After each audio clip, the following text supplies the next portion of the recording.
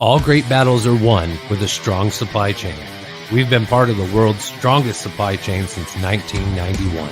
To help keep our supply chain strong, we've formed a task force to address the needs of professional drivers in these uncertain times. The task force created a new driver assist app that gives access to the CDC's help desk, industry info, updates on truck stops, and an interactive social platform for truckers to share up-to-date information.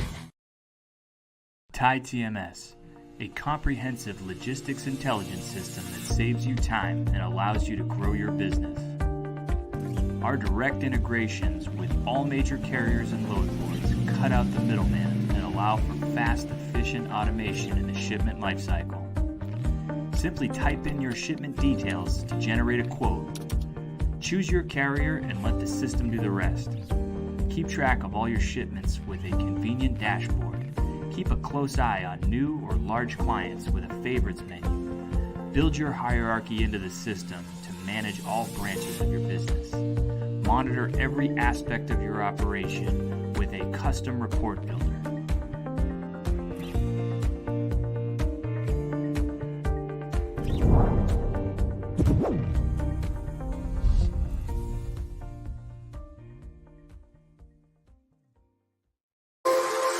Introducing Tabby, Hoptic's virtual assistant customized for logistics and transportation companies. Tabby utilizes robotic process automation, RPA, specifically tailored for the logistics and transportation industry, so you can take your business to a new level of efficiency and productivity.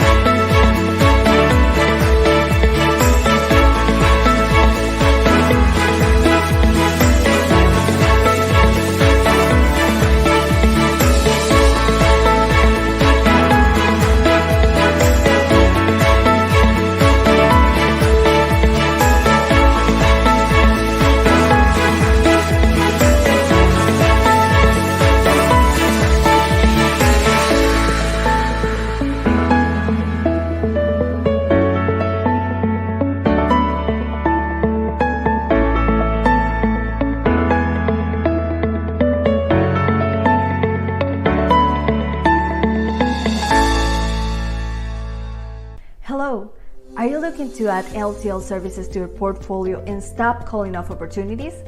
Don't worry, we have something for you. Today, I want to show you a solution that can help you bring LTL services to your customers with a dedicated team by your side and without incurring any investment. Grow your business with a reliable partner with more than 18 years of experience in the LTL market. I would like to highlight that this is an alliance with a fair profit split where you are going to get access to a complete LTL operation and without dealing with those time-consuming tasks such as hiring, managing, and training the talent. Enable this plug-and-play service and take your business to a whole new level. See you next time.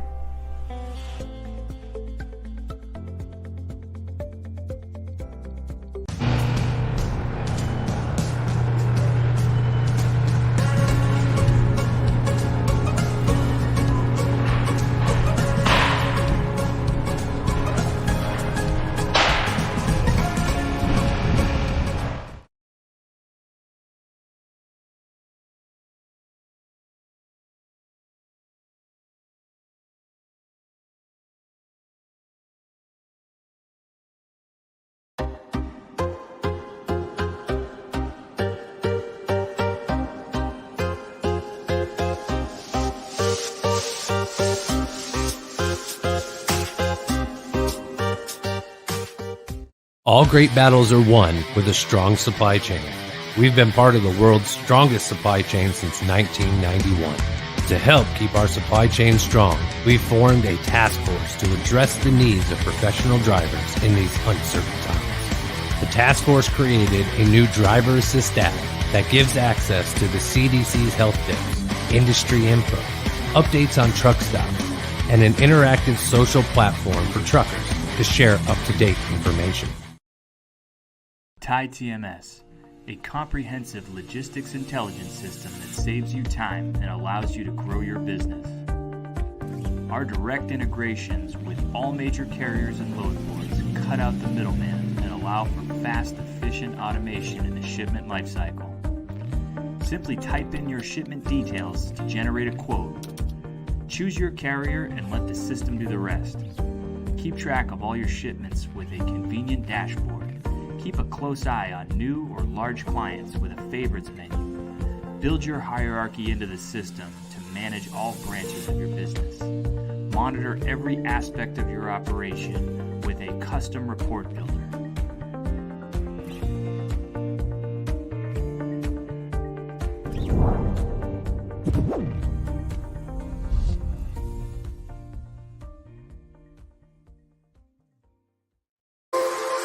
Introducing Tabby, Hoptech's virtual assistant customized for logistics and transportation companies. Tabby utilizes robotic process automation, RPA, specifically tailored for the logistics and transportation industry, so you can take your business to a new level of efficiency and productivity.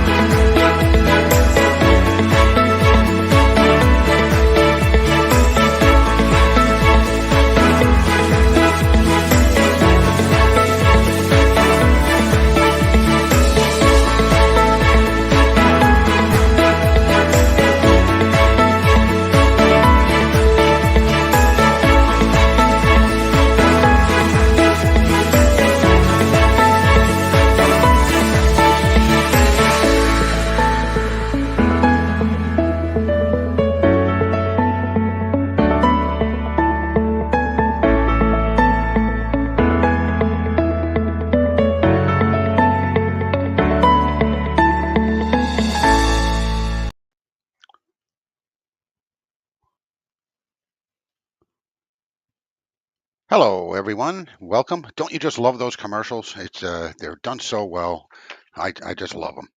Hi, everybody. I'm Dan Kubart, Director of Market Development at GLT Logistics, and I'm going to be your host for today's logistics session. A warm welcome to all. We're back with our logistics sessions 2022, hosted by GLT Logistics, and we're very excited to be here once again. This is our first logistics sessions of 2022, and we're thrilled to share different thoughts and perspectives with these amazing speakers that we have lined up for you guys today. We're going to get the blueprints from different thought leaders and provide you with a wider picture of the many complexities that the supply chain industry has been facing for the last 24 months and their insights into the future. This session will be completely dynamic with the fireside chats along with an in-depth panel discussion. This is certainly going to be an interesting logistics session, and we hope you enjoy it as much as we do. I just hope I can keep up with the PhD today. That's really all I'm concerned about. But if this is your first time here, welcome, and we hope you enjoy our logistics session. If you have had the pleasure if we've had the pleasure of your company here in the past, thanks again for your support, and we hope you all benefit from today's gathering. After all, it is for you guys. Before we get started, a little housekeeping. We're going to have a couple of fireside chats, a discussion panel, a round of Q&A after each segment. Your cameras and your mics will be off, so please feel free to use the chat box to ask your questions, and we'll do our darndest actually to get them all answered. Hopefully there'll be so many that we'll have to follow up with emails. As we've been doing throughout the previous years, GLT's Logistics Sessions has been supporting ALAN, or ALAN, the American Logistics Aid Network, and their mission to provide supply chain assistance to disaster relief organizations. We're constantly looking for new fundraising opportunities and dedicated nonprofit organizations to support them and our community. Of course, none of this would be possible if it weren't for our dedicated sponsors, and we want to give them a special welcome and thanks for believing in the logistics sessions. Here's a big shout out to our friends at Hubtech, Six River Systems, TIE, Hellman Worldwide, Revanova, and Transflow. And of course, if you want to know more about these fantastic companies, please go to their virtual booths located in the virtual booths tab on your screen. And there'll be somebody, well, actually, there'll be a form there for you to complete, and somebody will get back to you with your to help answer your questions. So, we have quite a lineup today, ladies and gentlemen, and our first guest. Uh, I tell you, he's quite an individual. The stats on this gentleman is quite impressive. But it's going to be, I would say, a very interesting chat. We've got more questions for this guy than anybody else. So without any further ado, after 2 years of volatility and an increase in customer demands and so many variables affecting normal operations, our next guest is here to address the most relevant challenges and assess how you can improve on-time deliveries to come up with new ideas, improve operational performance, and build a resilient company. Our first fireside chat of the year is with Dr. Carl B. Manrote, PhD, CTL, Professor of Logistics and Supply Chain Management at Georgia College and State University. Hello, Carl, or Doctor. How do you prefer I refer to you, sir? Well, since you're not in my classroom, you don't have to call me doctor. So Carl works out really good. And besides that, Dan, we're in the same age group. So I think we ought to just keep it as informal fireside chat as much as we possibly can, because honest to God, there's enough fires out there that we don't need to start another one. This is very true, my friend. But you do have, the doctor connotation that certainly is worth it. You certainly work for it, and you deserve to be called that. But I understand. I tried to do a little research on the professor doctor thing. What do I call the gentleman? And yeah, it did say, call him both. He deserves to be called a doctor. Well, if you were in Germany, it would be Herr Dr. Professor. Oh, right? Boy. So there'd have to be three of them. So, and I will confess a German heritage and background, but let's not get that formal. I think Carl works out really great for us. And, you were talking a little bit about all the changes in the industry. I mean, it's really been dynamic, and it's been really interesting to watch. At least I get to watch it from the sidelines. I don't have to be in the fire as you are. I'm really trying to look at all of those changes in capacity and everything. It is quite an evolving environment lately for the last 3 years, and going forward, it's going to be extremely challenging. And well, from your point of view, what's been happening in our industry for the last 24 months, and how has this been impacting capacity? Increased the labor shortage. I mean, it's certainly affected that, and of course, accessorial fees and claims. I mean, that's always on everybody's front burner. Yeah. That's a great question.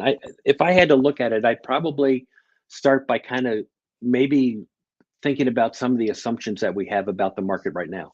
So I think one of the assumptions that a lot of people have is that the world is super crazy, which is true, but they think it's going to go back to normal, right? So the pendulum has swung over the last 30, 40 years between carriers and shippers. And they think this swing is just kind of like a temporary thing, and then it'll get back to normal, and we'll be good to go. I don't know if normal really is going to be what happens. Maybe this is, and I hate to use the term the new normal, but I think that there has been fundamental changes that have occurred now that we have to really rethink those relationships we have with our carriers. So that's one assumption I'd like to add about. I think the other one is, and this has happened in the past, we think that carriers can add capacity, and we think that they're going to add capacity to go ahead and solve our problems. And on the LTL side, I just don't think that's going to be the case necessarily. I've been really blessed to work with SMC3, and we've developed along with them a LTL certificate program. And part of that is we've actually had, kind of like you're doing a fireside chat, we'll bring speakers in to talk to students as we go through the courses. And they're talking a lot about their networks, and their networks are pretty well set. This idea that, can I add a terminal? Well, they're looking for land to add a terminal, and they can't find it. And so let's say I find the land to put a terminal on. Well, then what do I have to do? I have to staff it.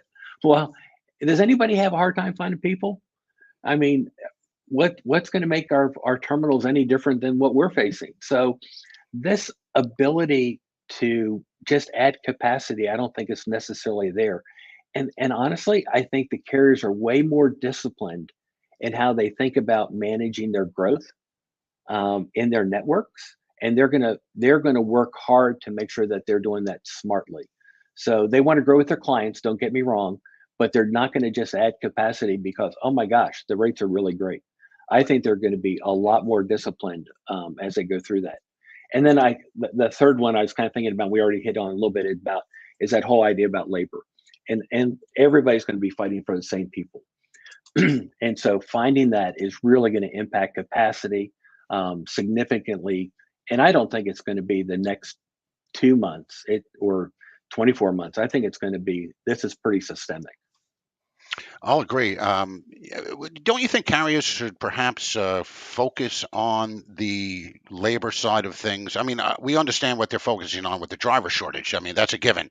But the actual dock worker or the clerk or the appointment scheduler or what have you, really developing some kind of educational directive to bring on the right people and educate them correctly and make them want to stay with the company and work in the logistics industry. That seems to be an obvious solution. But are they doing that, something like that? No, I don't see that. Well, Dan, I hate to disagree with you, but I'm going to have to. So Please. Even though I'm on the education side, education tills the ground, it doesn't plant a seed. It'll cover a lot of ground, but that person has to act on the education, right? Right. So it's kind of like, I go to the doctor and he says, "Hey, you're overweight." And I go, "Okay." I don't do anything about it, right? Because he hasn't said anything that's going to stir me to go ahead and change. And education could be, "Oh, look, there's a lot of jobs in logistics. Oh, you can go ahead and work on the dock and you can make a lot of money." And I think people are going to nod and go, "Okay, that's great." And then that's it. So I agree with you totally that it's a motivation issue. How do you motivate that person to actually go out and want to work and get involved? I think that's a hard part for every organization. And when you go, well, have we educated the high schools? So I'm old enough to remember CLM, Council Logistics Management, now CSCMP, actually had a whole initiative around high schools. And they developed packets, and then they sent people into high schools to try to get them involved in careers in logistics. And it didn't really work. We didn't see this great influx of people coming in. We have groups, even in the state of Georgia, that are trying to train people to be, forklift drivers, dock workers, and things like that. So the technical colleges in the state of Georgia are doing a great job in doing that. They don't have enough students that are coming in. And part of it is, do I really want to work that hard? Or do I want to work at all? Right. So this work-life balance now became more unbalanced. And I don't know if that's part of the pandemic, bleeding over to a period of time. But I think everybody's got that problem, right? Everybody's saying, why can't I find people? And so if we just say I need to educate them, then I'd have to say that to every single industry. You need to educate your people that there's an opportunity. There's opportunities out there for everybody. Mm-hmm. I mean, you and I could leave today. We could probably walk out into our respective cities and get a job in 10 minutes. Because all we'd have to do is drive to a fast food restaurant or something and go, "Hey, are you hiring?" Right? I mean, how many people are hiring? Everybody. So I don't know if that's. Well, the unemployment rate is certainly up there still. What are we in the 7% area right now? And you would think that there would be a good resource. Plenty of unemployed people out there looking for work.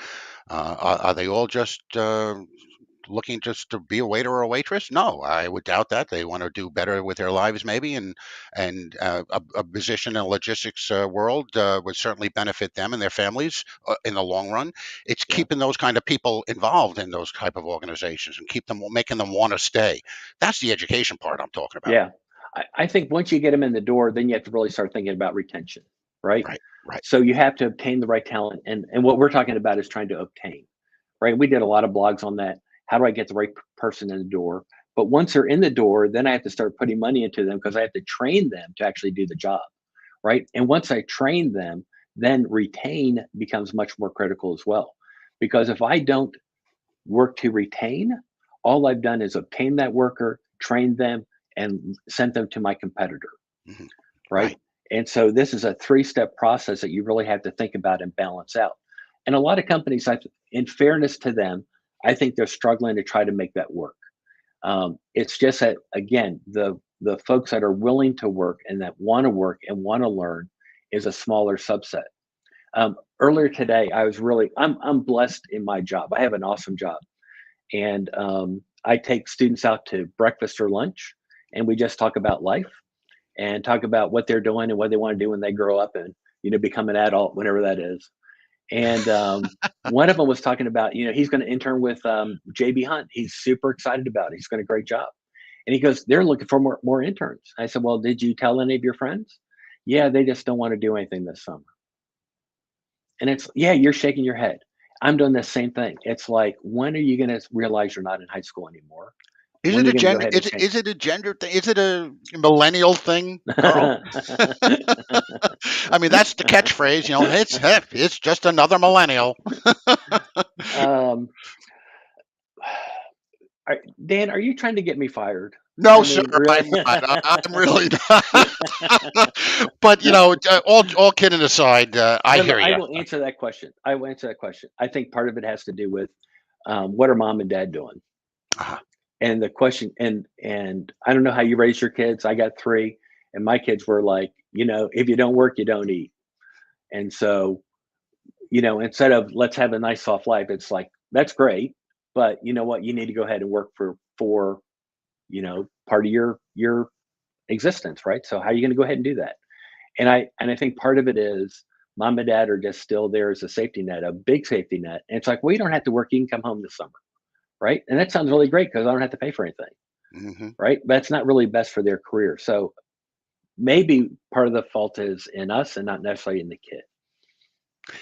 I'll agree with that as well. I'll agree with that as well. Well, what about the other part of the question, though, about accessorial fees and claims? I mean, that seems to be expanding and growing considerably with the LTL market. Yep. So on accessorial fees, again, I think there's probably a much greater discipline on side of the carrier to really understand their costs much better than they have before. They're getting better at utilizing data that they haven't used before, and they're really getting a better sense on what that cost is, right? So think about a home delivery, right? They know what that costs because they've been doing a lot of it lately, and they're like, "Holy crud, that's a Yeah. lot of money."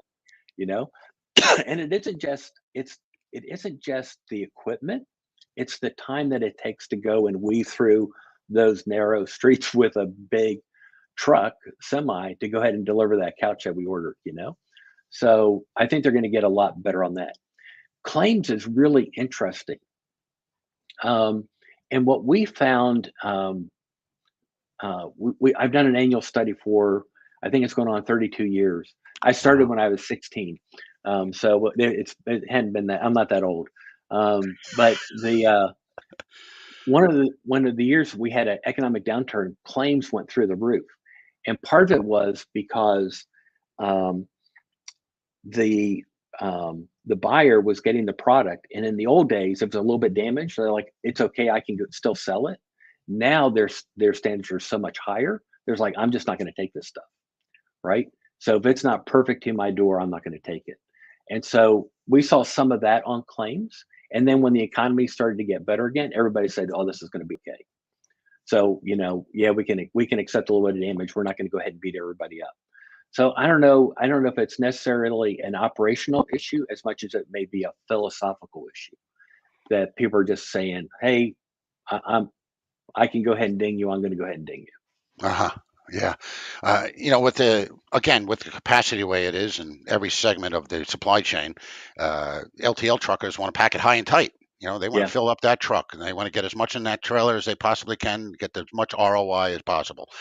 And that's really the bottom line, or the root cause of damages. Of course, educating their handlers, the forklift operators, et cetera, to move the freight from one trailer to another across the dock is don't go too fast and stop short because you're going to lose that pallet. I mean, but they inevitably are racing around the dock and doing that, even with the education on how to yeah. run a And, forklift. and in fairness to them too, with a labor shortage, high and tight really matters even more, Right. right? Because they don't have that capacity that they had before.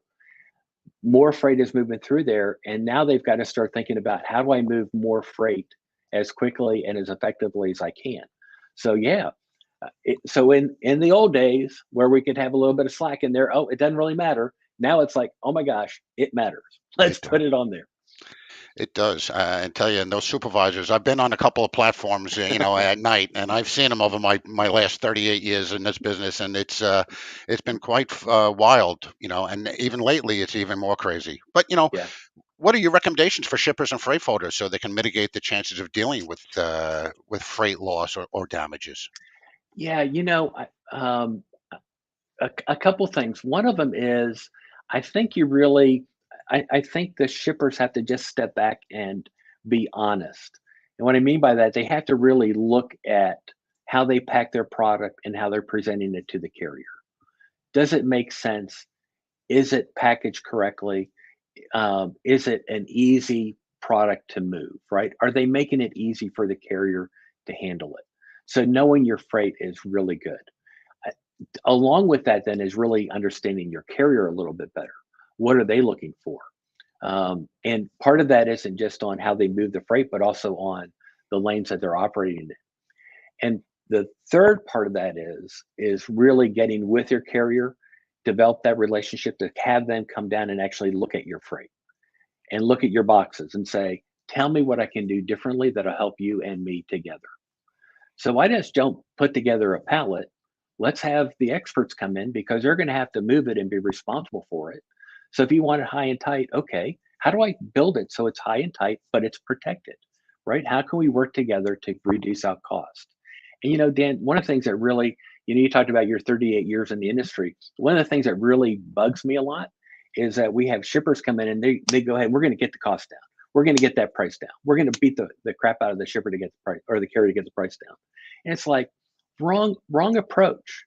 Have you ever thought about what can you do to reduce the cost to the carrier? What can you do to make their life easier? If you make their life easier, if they can go and be more productive, guess what? Let's share in that.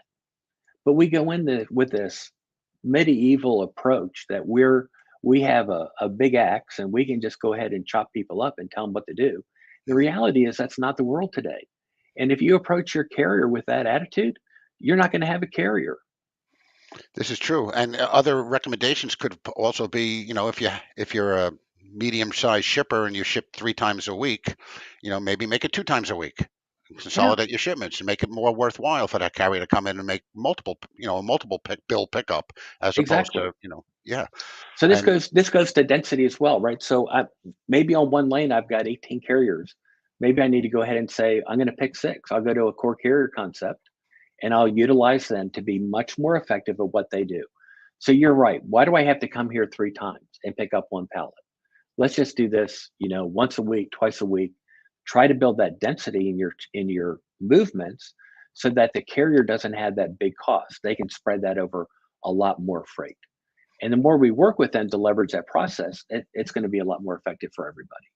agreed. And I'll tell you, regarding the claims aspect, if a customer doesn't understand that their product is going to be going through one of the roughest modes of transportation when it comes to LTL.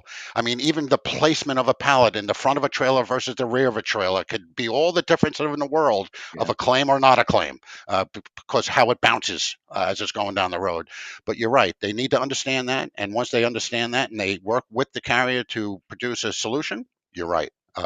It'll be better for everybody. The cost model will go down for that customer. They'll have a better long-term relationship. Maybe not get as many huge increases as they would normally expect because of the cost factor being down. So yeah, agreed 1,000%. But I think, and that works for both parties too, because if I think about if I'm the carrier, what have I done to my model? I've actually reduced risk, right?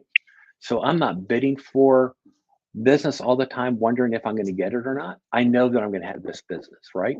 So anything I can reduce risk in the marketplace or risk in my pricing and my operations is going to be a benefit to me. So if I can now know that that risk is taken away, my margins now can reflect that, right? Because I don't have to build in that risk premium. And let's face reality, risk premiums are really high right now. And so the market says that. Well, that's what they're going to have to go ahead and pay. Absolutely, absolutely. So we've touched on the labor shortage. What are universities doing to help students get ready for a career in transportation? I really am going to get fired now on this one, I'll tell you. I'm sorry. It was an obvious question, really. I mean, being a professor, you know. You know, it's a great question, and honestly, from my perspective, it's one that's a little bit frustrating. A lot of the universities, and I'll tip my hat to Auburn as a good example of this, require their students get an internship before they graduate. That's awesome. And the reason is you need to go out in industry, find out what you like to do, don't like to do, and then come back into the classroom again and say, this is what I learned, right? And they turn out to be, Dan, some of our best students.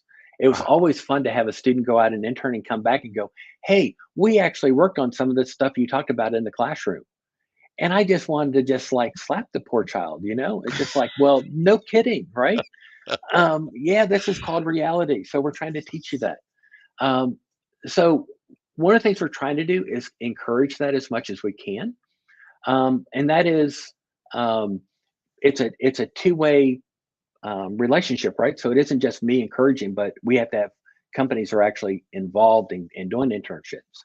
And I think there's a lot more out there now than they have been before, primarily because there's a labor shortage, right? So they're just looking for anybody to come in and intern and help out.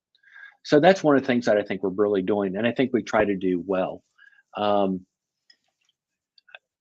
that's probably the biggest thing. When I look at teaching transportation per se, I think we've kind of moved away from maybe a traditional transportation logistics perspective, and now we're talking supply chain. And defining supply chain is like asking a Supreme Court nominee to define woman. It's hard to do, right? And so it's so broad, and I end up with something that doesn't really help me on an operational, tactical, day-to-day business. And so one of the things, approaches that we've taken is, let's teach the basics. What's the basics in logistics? What's the basics in transportation? How does freight flow? How does freight move within a DC? How do you make decisions on inventory, right? So if I teach this tactical level, when they leave the university, they're going to actually know how to do something, right? They're going to be, this is what I can do. Now, what if I teach all about supply chains? Well, and again, there's nothing wrong with that. We talk about them. The problem is the student isn't grounded enough to say, well, what am I going to do on a day-to-day basis, right? They think they're going to go into the boardroom and sit around with a couple of CEOs and then redesign, the supply chain. Yeah. Well, maybe in 20 years, you'll be able to get there, and maybe in 10 if you're really super smart, but they're not going to do that right away. So we're almost setting them up for failure by not teaching the basics and the underlying fundamentals about how this works. And if you start looking around and saying, okay, tell me what you're teaching in transportation, here's the 5 modes. Here's the strengths and weaknesses of each one, and let's go to the next chapter. Mm-hmm. Well, there's a little bit more to that. And the issue becomes who has experience in transportation, who's teaching it to the new cohort. And that's where there's a big gap. And industry will start to see this, I think, in the next 15 years. Mm-hmm. And we're not there. So again, that's one reason that we teamed up with SMC3 to do this LTL certificate program, right? Is because we just needed to get that next generation to start thinking about logistics, transportation, especially LTL, right? I mean, you think something's complicated, just go look at LTL for a while, right? Yeah. And see how they have to do that. So that I think is really kind of a gap. So one of the things that we're doing, and again, a lot of it depends on the university that you're at, right? So I try to take my kids out to lunch, take them out to breakfast. What are you trying to do? What do you want to be when you grow up, right? And again, that's the most rewarding part of the job, is to spend time with them.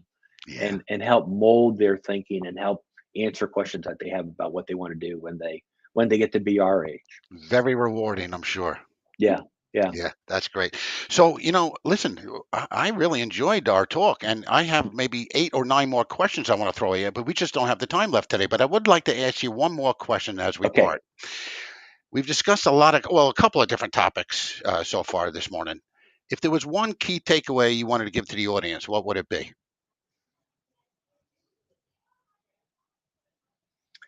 If I had one key takeaway, I'd probably beat it 2. One is the world has definitely changed. 2, because the world has definitely changed, if you're a carrier or a shipper, you better know each other better. You're not going to weather this by yourself, and working together is going to be a lot more efficient and a lot more effective. Ray Kroc, God bless his soul, said none of us is as good as all of us. Uh-huh. We really ought to take that to heart when we start thinking about shipping or being the shipper and thinking about how we're going to move that freight through the system. The system's constrained. It's not going to change for a long time, right? Let's team up and let's learn how to be much more effective in managing those relationships to provide value to both parties. Thank you, Carl. That was very insightful, and we appreciate your time today. You were very, very welcome, and I wish I had another hour to talk to you because I could certainly do that. I'm free anytime you are, Dan. So Thank you, Carl. thank you so much for the opportunity to spend some time with you and the group. And Lord willing, I won't be fired this week. I'm sure you won't. I'm sure you won't. Thanks again, Carl. Carl Manroth, PhD, Professor of Logistics and Supply Chain Management at Georgia College and State University. Thanks again, Carl. Wow, that was exciting. I tell you, I really did have a few more questions for that gentleman, and I wish we had more time. Maybe, we'll have to fit them in again in the future. We're going to roll right into our next fireside chat. It's a very special guest. His name is Ken Adamo. He is the Chief of Analytics at DAT Freight and Analytics. And I tell you, Ken, you're going to be talking about the future of logistics today. That's quite an interesting topic. But before we go there, DAT, now if memory serves me correctly, Ken, that stands for Dial a Truck, right? Sure does. 44-year-old company. Started at the Jubitz truck stop in Portland, Oregon with the CRT monitors and payphones. Incredible. And you might have been listening to the earlier fireside chat, but I've been in the business a while, and that name goes back a long time. Back in when I first started my days in McLean Trucking, we knew all about that. Yeah, I was at FedEx as a customer of DAT's for about 7 years before joining 2 years ago, and I collected all my swag, right? So I was through the DAT. They were Transcore powered by DAT for a while, so I have like 3 versions of the logo before I even joined as a team member. Oh, that's pretty cool. Yeah. Well, you've been there a while then. How long have you been there? It's about 2.5 years. Hard to believe, but yeah. I went and spoke at one of their conferences, and they, Claude took me out to dinner with the exec team, and 2 months later I was joining on as an employee. Bingo. Well, we're gonna be picking your brain a little bit today, if you don't mind, Ken. Your specialty in that world of the logistics and supply chain, and what your company actually does for the world of logistics is quite intriguing. I mean, what's happening with demand, and what behavior have you seen in most common transportation modes, such as dry vans or reefers or flatbeds? Well, I'm really glad I didn't write answers to these questions when you sent them across a few weeks ago, because it's basically a totally different world. Yeah, it is. February was strong.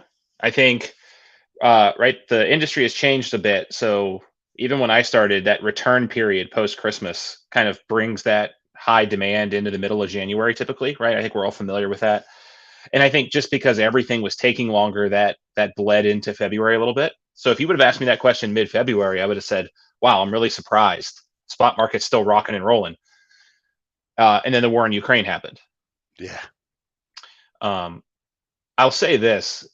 Capacity was looking for a reason to go back to the contract market heading into this year, right? Shippers really wanted to get them back. They wanted to get back to that 80-20, 85-15 split of spot and contract. And we talked a lot on our channels and with our customers about fuel could have been one of those catalysts. And it just turns out that's pretty much exactly what happened. So, when diesel spiked $1.15 per gallon over a 3-week period, that's darn near 15 to 18 cents per mile if you're running at 6.5, 7 miles per gallon efficiency, right? And that pretty much comes directly out of your bottom line as a carrier. So on the spot market, they by and large aren't getting accurate fuel recapture. That's negotiated mainly all in. But if they're hauling for a shipper, or they go on the lease on, or they become a company driver, they get a fuel surcharge, but at least take some of the sting out of it, right? Right. Doesn't help with their empties, but it sure helps on the loaded side. Well, I guess carriers, if they were, smart, and I'm playing Monday morning quarterback here, they would have been hedging their fuel prices, don't you think? I mean, most carriers, especially most smaller carriers, use the fuel surcharge as their hedge, right? True. So, I mean, I was at FedEx; they don't hedge fuel. Oh, Company policy; they just flat out don't. So diesel, right? I don't. I wasn't. I have to imagine they hedge jet fuel. They have to, but a lot of truckers, they just use the fuel surcharge. So what we've seen the last 3 weeks, right? And talking with our contacts in the industry, record number of inquiries about becoming a company driver, right? Because what we saw during COVID was it blew all the records out for participation amongst small fleets and owner operators, right? The overwhelming majority of new motor carrier numbers were small fleets and owner operators because it was a great environment for them. Huge inquiry right now becoming a leased or a company driver. Second most common inquiry: what do I do when I maxed out my fuel card? So my T-Check card is maxed out. What do I do? Well, I factor loads. So the third shoe to fall was record number. I think if you talk to any factoring company in the spot market or in the trucking industry as a whole right now, these last 3 weeks, probably their busiest 3 weeks on record. I believe that. So they just need the cash, right? This is a cash crunch if you're a carrier. Because think about even the big carriers that are very liquid, that fuel surcharge only updates once a week. And when fuel prices at the pump updated, what if you had to carry that for 4 or 5 days? Those are thousands and thousands or tens of thousands, hundreds of thousands of miles that you're running at suboptimal fuel surcharges. Wow. And then you get, of course, the shippers that complain that the rates are going up. And of course, what are the carrier going to do? They have to pass it on. They have no choice. Otherwise, it's going to bite into their bottom line even more. Well, think about it, right? There's a disproportionate amount of information available to a large shipper or a large broker compared to a small to mid-sized carrier. So what happens, truthfully, is carriers end up eating a portion of that difference, right? They try their best to pass it on, but we see it in the data. Even if you had $1,000 load that you moved in February on the same lane with the same shipper, even if you charged $11.50 for it, that's still not going to recapture all that extra money in fuel. And that's coming out of what you pay yourself, what you pay your insurance, what you pay your truck payment with. So we're definitely seeing one of the best metrics for health of the driver, health of a truck owner is fuel as a percentage of revenue. And through most of COVID, that was about 25%. And that's a very healthy level. In 2019, when we saw all those trucking bankruptcies, in 2015-ish, when we saw a lot of trucking bankruptcies, that when it starts to get above 32%, for some fleets right now, that number is probably pushing 40%, fuel as a percentage of revenue. Wow. So, I mean, we could talk for, you mentioned talking to your last guest for hours. Yeah. Most fuel surcharges are a national average. What if you're hauling freight out of California where diesel's $6.20 a gallon? Or the Northeast, for that matter. Yeah, or up in Boston and Maine. It's a tough time right now to be navigating this market as a fleet owner. Wow, you're right. And people don't even consider that. Shippers don't consider that, and they need to understand that. It'll be a more universal relationship between the carrier shipper mode. Yeah. And what happens when freight volumes come down a little bit? Density is everything in freight. Density breeds efficiency. When you're less dense in your freight networks, you run more empties. You don't get fuel reimbursement on the empties, right? So if you're used to running 20% empty, right? Let's just say nothing changed. I don't get fuel recovery on that 20%. If my fuel expense went up even 40% on 20%, that means my overall operating costs went up 8%. Trucking's a single-digit margin business. Yes. So I think as freight forwarders, as shippers, as 3PLs, as brokers, these are all things to be very mindful of because our industry relies on carriers being healthy. Oh, yeah. In more ways than one: physically healthy, mentally healthy, and then running healthy businesses. And as an intermediary, you want to make sure that your carriers are just as well taken care of as your customers. Because they are your customer as well. Yep. Well, you didn't really expound on the shipping rates and how they're affected by the fuel prices. Have we seen increases because of that? No, you actually see decreases on the spot market.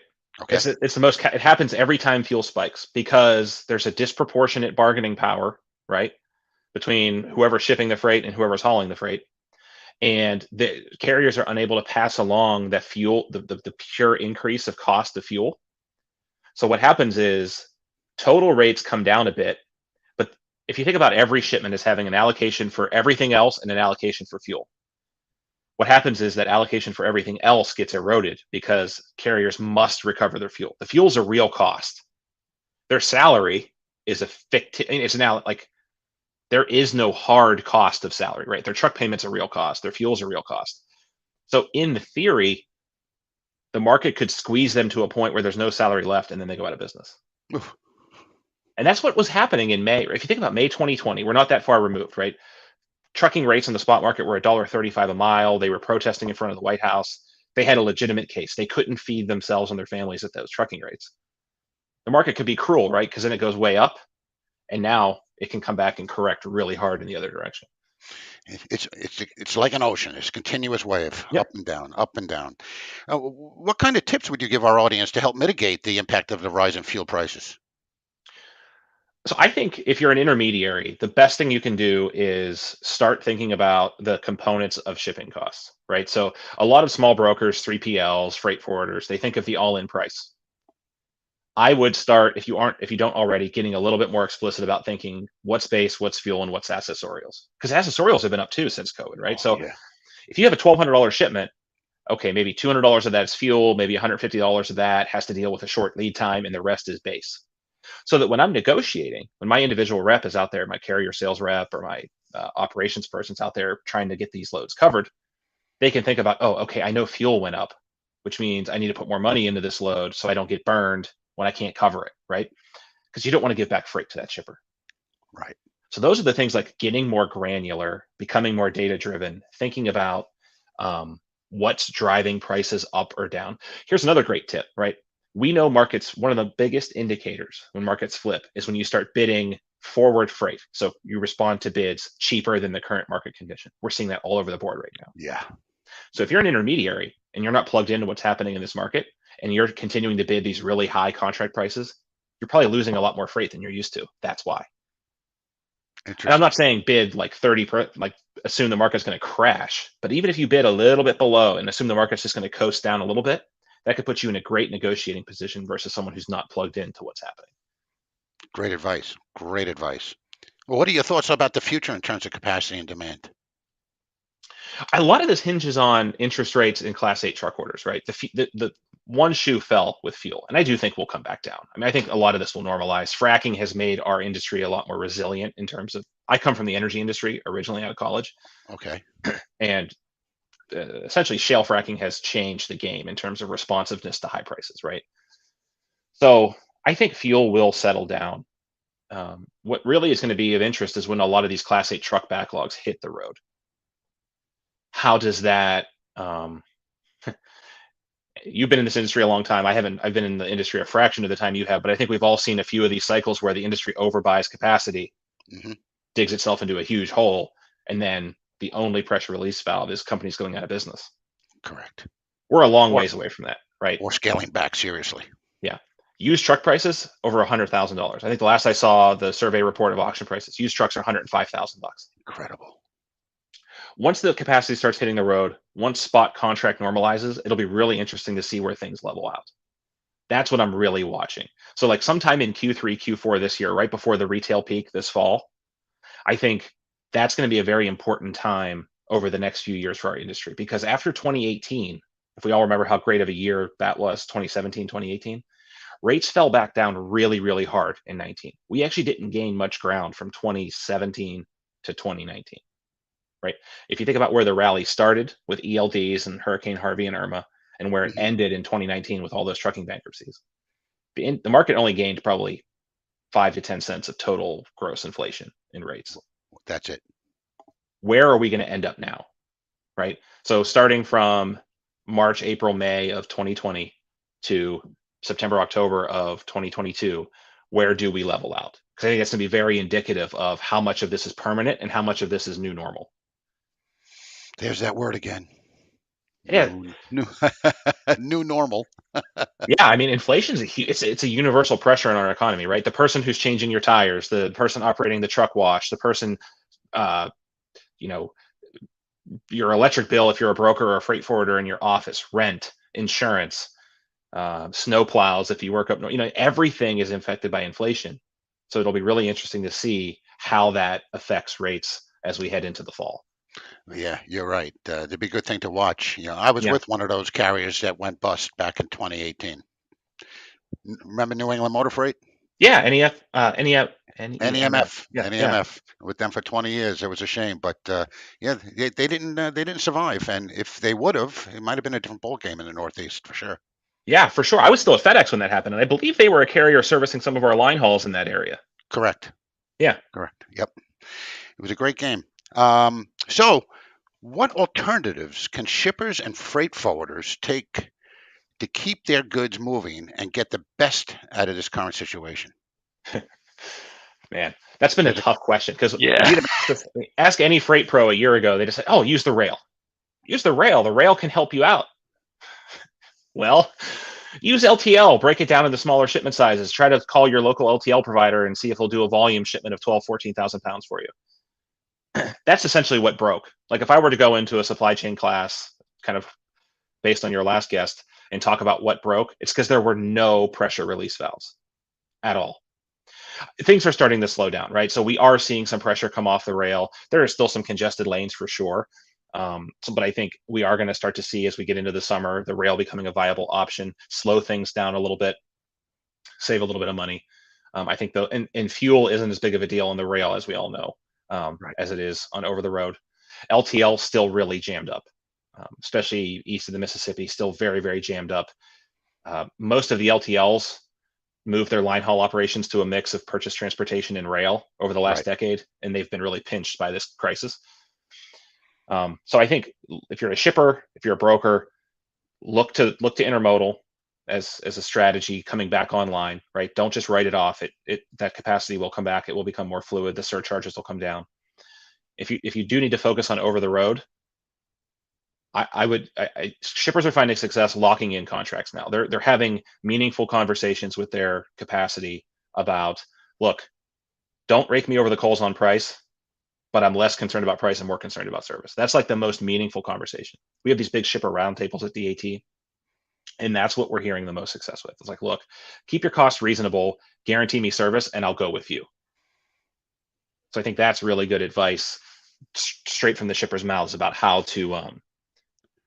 So you're saying that the carriers are now considering long-term contracts at a decent rate. Yeah. And the shippers are giving it to them because they want to ensure capacity. Makes sense. But even with the overflow of imports coming into this country, still to this day, and it's going to continue to rise and increase, and especially if the ports or the manufacturing facilities over in China open up again. Are they open up again? No, I don't believe they are. They're still shut down, right? They're having, some of the ports in China are still having their COVID scares. Yeah. Right. So once that starts happening and the volume starts hitting the ocean containers and they start hitting our ports again, and we start overflowing and backing up ships in the ocean, and we're relying on rail and truck and over the road, and it's all going to compound again, don't you think? I don't know. The one thing that would indicate to me that might not be the case is retail spending is really driving down. Like it's coming down. If you look at the retail spending numbers, they're taking a pretty big hit, and I think we all know why. I mean, a gallon of milk is $5, right? I have three growing boys. I go to the grocery store and I want to pass out. I think as retail spending and people aren't buying, a half dozen Pelotons at a time, they aren't, completely outfitting their homes with everything. Interest rates going up will quell new home starts eventually, right? You can afford a lot less house at 5% 30-year fixed than you can at 3%. So I think there are fundamental pieces of the economy that will slow down consumer activity that will bring things back into their place. Well, that's good to hear. And again, I think the reason we got into this trouble last year and the year before was because all sectors of the economy were on fire, right? You had consumer spending, you had consumer durables, consumer non-durables, you had the service economy, you had new housing starts, you had lumber. And so I think once we remove some of these COVID restrictions in ports like California, and you can have more than one forklift driver working a dock, right? We joke, but when we get some of that port labor. But the one thing that's interesting, and I don't want to go down a tangent, is there's been some rumblings about labor concerns in Port of LA and Long Beach, right? So that could throw a monkey wrench into things. There's always something, right? What's that? There's always something. Always something in LA and Long Beach. True. But short of that, I think some of the pressure is how I used to describe it. Just some of the pressure is coming off the market. It's not gone. We're still stretched. It's still not a super fun time to be a logistics manager, but some of that pressure is coming off. Maybe your blood pressure went from 220 over 180 to like 180 over 120, 100. Yeah, that's great. Well, thank you so much, Ken. I mean, for your insight, your future looks actually pretty good. Hearing it from you, and I'm hoping it goes that way. And if anybody knows better, it's you. Thanks again for your time today, Ken. Well, thanks for having me. I apologize for the service failure. And in transportation, there was just some scheduling mix up, so I appreciate you bearing with me as we got on here half an hour late. But this was great conversation, and I'd love to do it again sometime. No worries at all. Ken Adamo, Chief of Analytics at DAT Freight and Analytics. Thank you again, Ken. Thank you. Okay, commercials now. We'll be right back.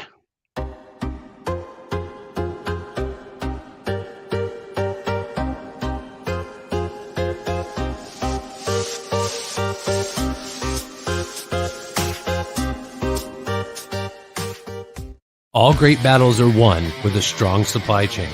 We've been part of the world's strongest supply chain since 1991. To help keep our supply chain strong, we've formed a task force to address the needs of professional drivers in these uncertain times. The task force created a new driver assist app that gives access to the CDC's health tips, industry info, updates on truck stops, and an interactive social platform for truckers to share up-to-date information. Tide TMS, a comprehensive logistics intelligence system that saves you time and allows you to grow your business. Our direct integrations with all major carriers and load boards cut out the middleman and allow for fast, efficient automation in the shipment lifecycle. Simply type in your shipment details to generate a quote. Choose your carrier and let the system do the rest. Keep track of all your shipments with a convenient dashboard. Keep a close eye on new or large clients with a favorites menu. Build your hierarchy into the system to manage all branches of your business. Monitor every aspect of your operation with a custom report builder.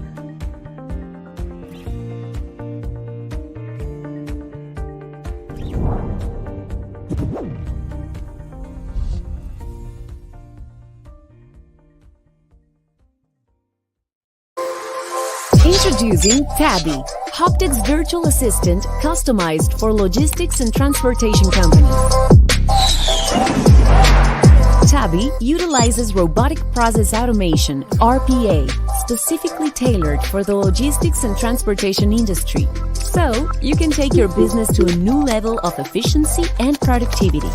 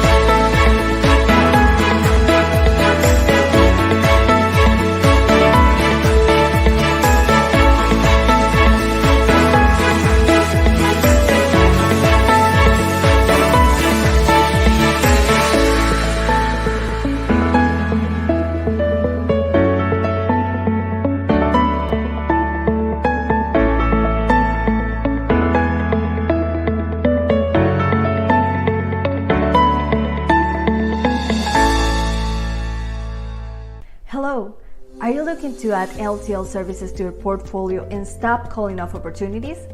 Don't worry, we have something for you. Today, I want to show you a solution that can help you bring LTL services to your customers with a dedicated team by your side and without incurring any investment. Grow your business with a reliable partner with more than 18 years of experience in the LTL market.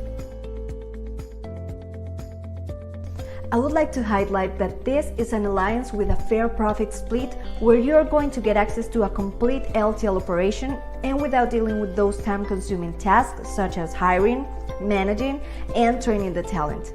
Enable this plug-and-play service and take your business to a whole new level. See you next time.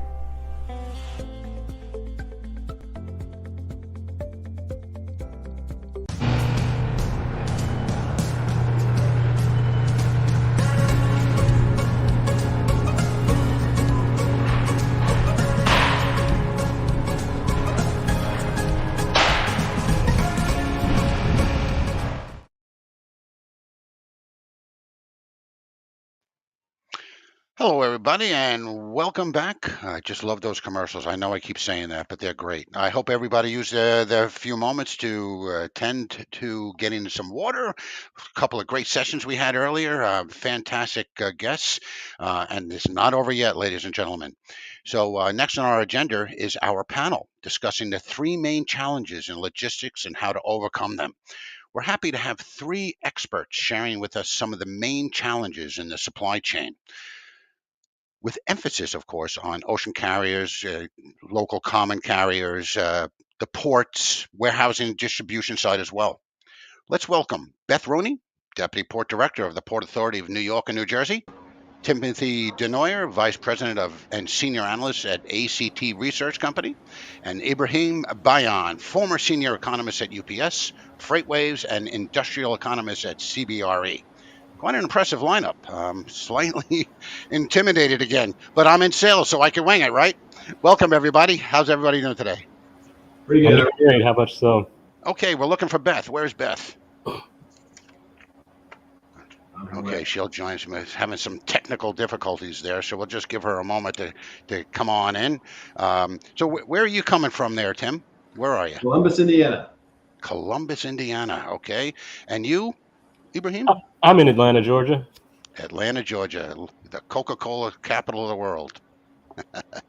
Welcome, guys. So we're going to have a pretty cool panel discussion today. We have a couple of questions. Is she in yet? Nope, she hasn't come in yet. We have a couple of questions that we'll be throwing at you guys, and it's going to be basically concentrating on the ports, warehousing, distribution, ocean and local carrier capabilities and issues, and what they're facing and what the ports are facing as a whole, and including the warehousing, distribution in and around those ports. So, without Beth here, we really can't talk about the port side of things, but I'm sure you both are pretty well aware of that and what's going on in the world. I mean, from what I understand, Tim, your background is, once it hits the city, the port, from there, what are the issues that we're facing in most of the time? Sure. Thanks, Dan. Yeah, we focus on the surface freight markets, most, primarily. I don't, forecast anything specifically on the ocean, but we do obviously, take a very close look at everything that's happening because, we like to say freight is not generally a backlog business for trucking companies, but we've had, for these past 2 years, a major exception to that. And even though the port backlogs in the Southern California and the San Pedro Bay are shortening, we're seeing a lot more all-water moves over to the East Coast, which I think is really interesting. And of course, the port backlogs in the Southeast, sort of where Ibrahim is, are really getting longer. And I think that is something that we're going to see continue, especially as we get closer to this ILWU negotiation this summer. Yeah, I've noticed that influx around coming through the Panama Canal, coming to the East Coast, and we've gotten, personally, our company's gotten a lot more JOs requests from the east side of things in the last couple of weeks, actually. So Beth might just be really busy. I'm sorry? So Beth might just be really, really busy. You're right. What's your take on that, Ibrahim? Well, I mean, it's interesting. Like, the warehousing environment, like around these ports, it's kind of been in unprecedented territory. Like, I mean, you can kind of frame all of this as just being sort of the result of this surge in demand that came on the heels of this pandemic, right? And there's just an appetite for consumers to go out there and spend. And that led to just like a surge in imports, people trying to bring in more product from overseas. And it was more than I think the ports were able to handle. And so there's kind of a congestion that begins at the port. And normally what happens is if things can't come in off the port, they go into a warehouse somewhere. But the problem is there's no more space out here in the warehousing, especially in these port markets. Like when you look at the data that comes in from LA or Riverside, like these kind of West Coast markets, vacancies like at 1% or lower.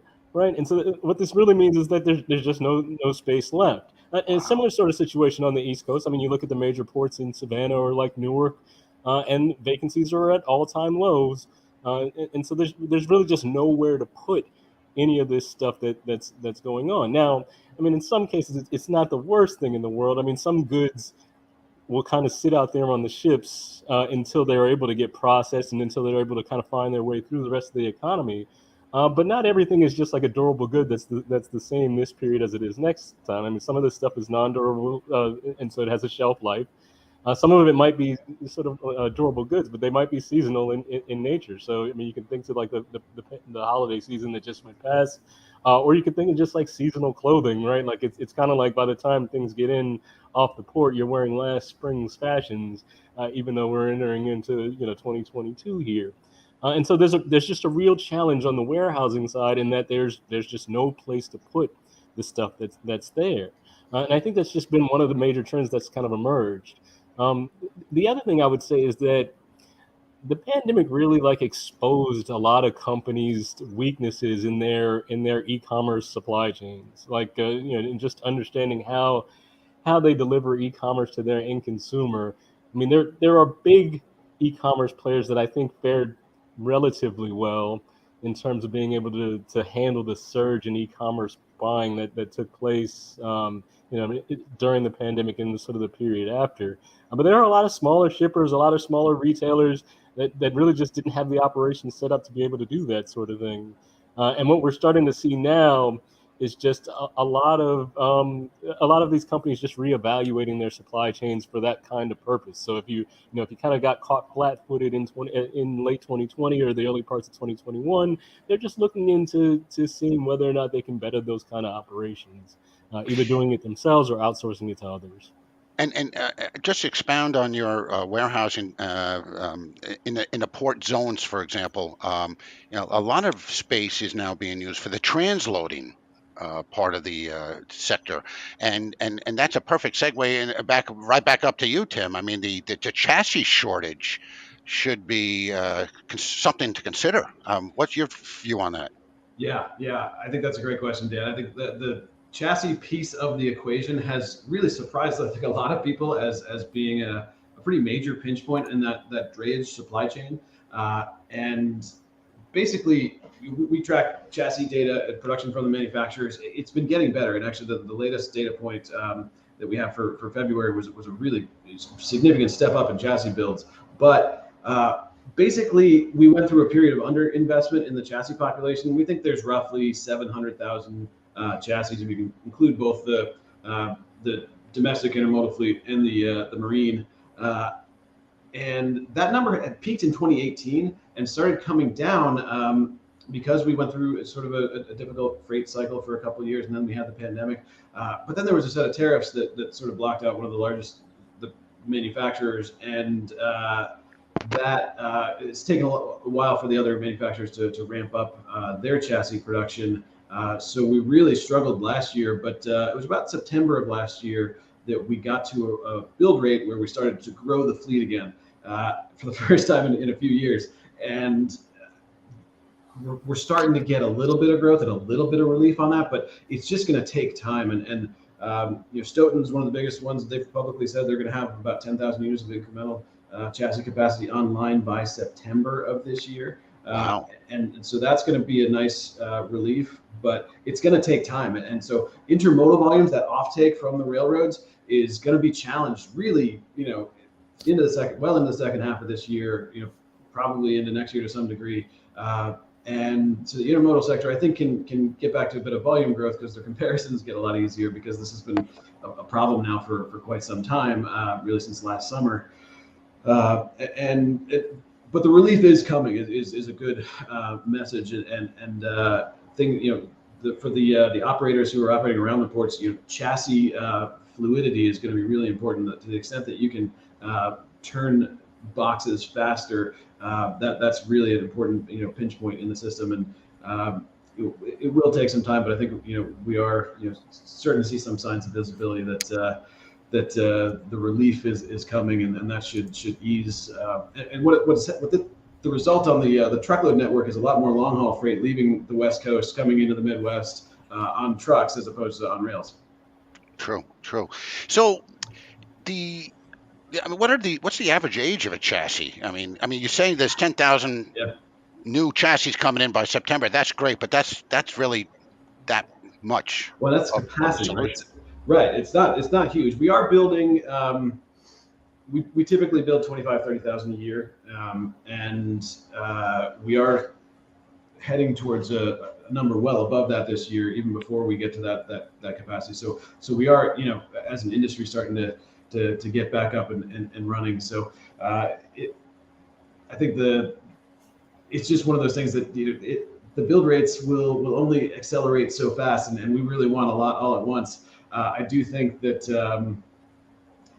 a lot of progress is being made on the manufacturing side, and so we will start to see some of that relief. But it's not going to really allow that rail network congestion to improve significantly.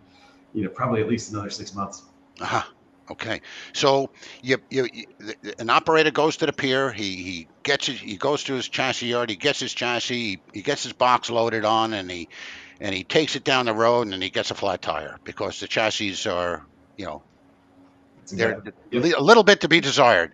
So hence the transloading facilities, and they're booming, and every port has them, and they're going bonkers, and shippers don't understand this.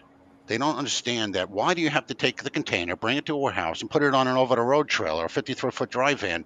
Because, Mr. Customer, that chassis that's in that pool is not going to make it the 700 miles to your destination. So this has to be done. So there's added cost to every single move that comes in. And the only relief that I personally can see, and it's a horrible thing, but the Ukrainian war and the fact that we're not bringing as much boxes from that side of the world to this side of the world should relieve some pressure in the ports on this side of the world. Yes or no? Ibrahim, you want to jump? I can definitely take that. But well, yeah, I mean, it's an interesting point that I do think that it's likely that some of the relief from this pressure comes from just the macroeconomic environment. Like there are a number of reasons to suspect that like 2022 isn't going to be the same kind of year that 2021 was. I mean, right? I mean, there was 2021, you had all this kind of pent up activity from the pandemic and just people that were looking to spend and also people that were in like pretty significantly, they were in good financial position to spend because we had all that fiscal stimulus that helped shore up everybody's kind of balance sheets. And in 2022, we're in a much different environment. Like we have higher inflation that we have to deal with. We don't have as much pent up demand that took place in 2021. And you also have this kind of global uncertainty coming from, these kind of geopolitical events in the rest of the world. And so, part of the reason why it might feel like things are going to get easier in the near term may have less to do with just like improvements we're making on how we process things through the supply chain. And just that there's not going to be that same kind of surge in consumer appetite anymore. I mean, there's not another fiscal, there's no more checks that are being handed out to households. And again, I just think the pace of growth isn't going to be quite as strong. And so we might start to see some of this stuff ease just because the pace of demand isn't quite as strong.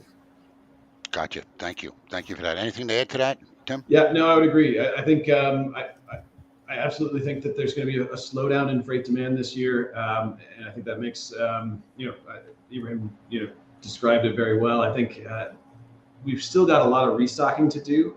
I do still agree that there's sort of a twin or sort of offsetting forces of pent up demand, which is still out there, especially in the auto sector where the chip situation has really led to a lot of underproduction relative to demand, but on other durable goods, we're just so far above trend that the reversion seems inevitable, and we think that's going to happen, relatively quickly. And of course, the Russia-Ukraine war, I think, chills people's willingness to spend. I think it hurts consumer spending, consumer sentiment a bit, especially on those projects that you might have been planning, and now fuel's at $5 a gallon, and you're less certain about if you're going to have how what your budget's going to be, and so I think there's definitely some negative impact on the good side.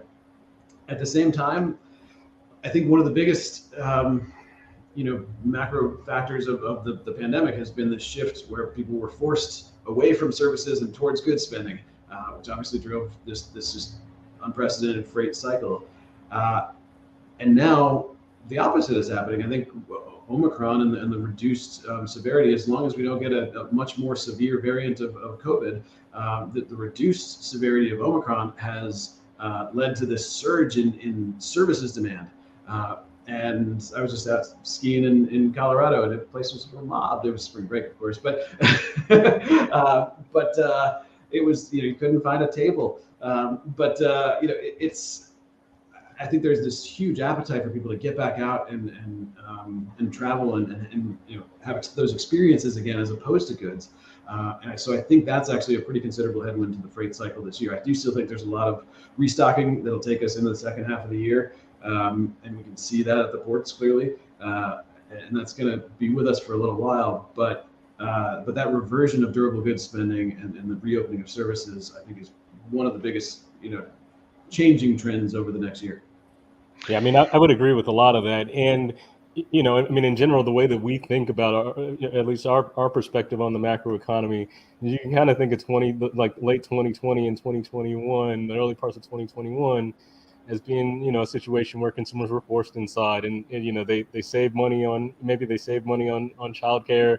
They may have saved money on a bunch of other services. They might have canceled vacations that they had planned, and in turn they turned around and they bought all kinds of things, and they did it, in a disproportionate way through online channels, right? So there was a lot of spending on goods. There was also a lot of spending on e-commerce. And I think Tim's right that I think as you go into 2022, the more the economy reopens, the more you start to see some of these other areas sort of surge. And so you get the kind of reverse effect where people are happy to go out into retail locations and not shop online quite as much. And you'll probably also see just a lot more spending on the service side of the economy. And less on the good side of things. I mean, I don't think necessarily you get like a collapse in demand for durable goods necessarily, but I just don't think the pace of growth is going to be there like it was last year. And I just think the overall environment for goods and goods demand is going to be quite a bit different this time around. And it's a different rate of growth altogether. I mean, considering that e-commerce is really taking the front runner here, and I personally, my wife, she does everything online. Why? Because she could return it just the same, free. And reverse logistics is another whole ball game. But they got her picture in the UPS store. Don't let her back in here. Well, that's one of the things that I think companies realized when the real surge in e-commerce happened during the pandemic. I mentioned earlier that like some of these retailers were caught sort of flat-footed and not ready to ramp up quite as fast. The reason why it's such a big deal when things go through e-commerce and not through like traditional retail channels is because, number one, like the propensity to return stuff when you buy things e-commerce is a lot higher, and it requires a different kind of operation to process returns than it is to just kind of have things in a warehouse that are getting ready to go to a retail location. And then the other thing is that like when you store things in a traditional warehouse, I mean, you can just kind of stack pallets on top of pallets of goods that are being, that you wait to send to a retail location. But like an e-commerce operation, you have to be able to kind of pick these things off and pack them up while you're there. And so all of these things, they require a very different kind of operation. And so it's not like you can just take your old warehouse and then just start shipping things directly to consumers from your old warehouse that you had operating. And again, I just think like a lot of retailers, especially the smaller ones that may have dabbled in e-commerce but weren't doing it heavily, or were just beginning their e-commerce operations, really found themselves in a situation where like consumers were demanding things, and they just didn't have the capability to meet all the demand that was out there. And part of what we've been seeing so far this year, at least on the warehousing side, is a lot of reevaluation of that. Like It's a lot of just companies going back and saying like, okay, I don't want to be hit with this same kind of situation, especially if you take the view that like e-commerce is going to be a prevalent thing going forward. Like you just don't want to be caught off guard again, being unable to process those types of things. And it all comes down to having the right partner too in the fulfillment cycle. Oh, absolutely, and especially if you're not like one of these e-commerce giants. Like if you're Walmart or Amazon, I mean, you process so much that like you can go build a 1 million square foot warehouse or something like that, or at least 1 million square foot warehouse. The smaller shippers, they may not be able to do that sort of thing, or they may not have the leverage to negotiate like a rate that's favorable for them. And so, a lot of, in many cases, what they'll do is they'll partner with a bigger, like a 3PL company, or just like a broader logistics company that you might see them partner with UPS or FedEx or something like that to handle that side of it. And these 3PL companies, they'll buy the 1 million square foot warehouse and use it to store several companies' kind of inventories there and process e-commerce through there. But there's an awful lot of outsourcing of e-commerce logistics to other companies for these shippers. So based on what I'm hearing from you guys, it looks like a pretty decent future ahead of us. Tim, do you think that the carrier pricing will come down at all? Or are we looking at continuously rising freight rates? I would say no to the latter.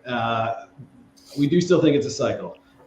It's definitely still supply and demand based, but we're in the up part of the cycle at the moment. We think we're going to see low double-digit increases in truckload contract rates this year for the truckload sector, and similar for LTL and intermodal.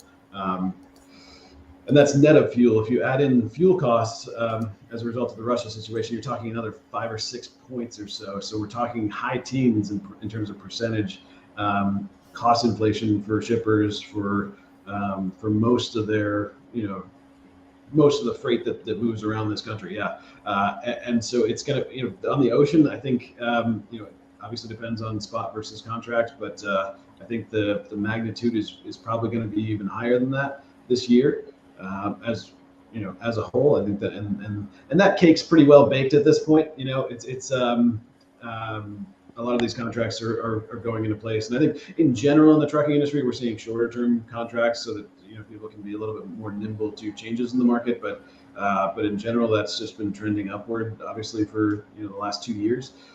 But what we've seen really just in the past couple of weeks is really the biggest drop in truckload spot rates in the past couple of years that just happened since the start of the Russia-Ukraine war, where rates have come down a little bit overall, but fuel surcharges have jumped probably 15 cents a mile. And so the net of fuel rates have dropped about 20-25 cents a mile. And so that's a very significant drop. And basically we're back to where we were before Omicron drove a pretty sizable surge in truckload spot rates a few months ago.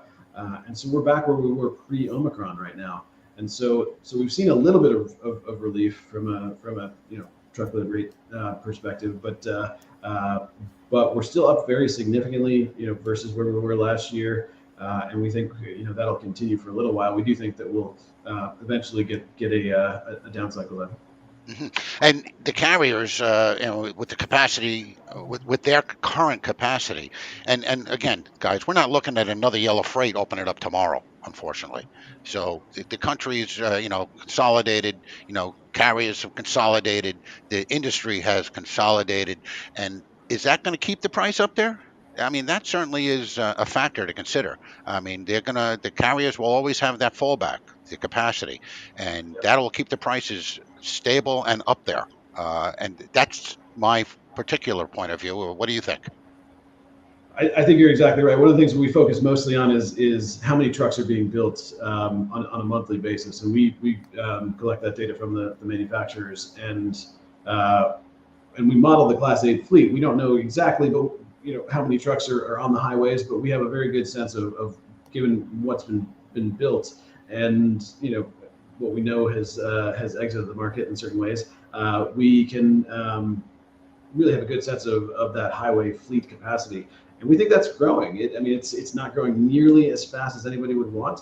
I agree with you that there's more consolidation in LTL and a little bit in truckload, but truckload is such a big market that that there's still a lot of small players, and I think and the truckload guys buying the LTL guys. Sure, and offering more services. Yeah, that's I think that type of thing will certainly continue. But overall, what I'd say is that we're growing 2.5% or so on a year-over-year basis in terms of that Class 8 tractor equipment fleet. So it's growing. But if you're a small carrier, you can't get a new truck. The backlog is out till next year. And even if you can get an order in right now, used truck prices are basically double what they were a year ago. Or more. You can basically get a used truck for what a new truck used to cost. Oh, hey, Beth's doing it. Oh, Beth is here! Yay! At long last. Welcome. I'm sorry, Tim. Go ahead. But no, Dan, go ahead. So yes, Tim, and we apparently both agree. So, Beth, welcome. Good morning, good afternoon. Thank you. Technology, right?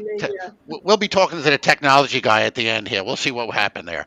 But I'm glad you're here because with the infrastructure bill that the president that has been passed, a lot of money is going to be going to the ports in this country, and I'm sure that brings a big smile to your face. But no, tell me why, please.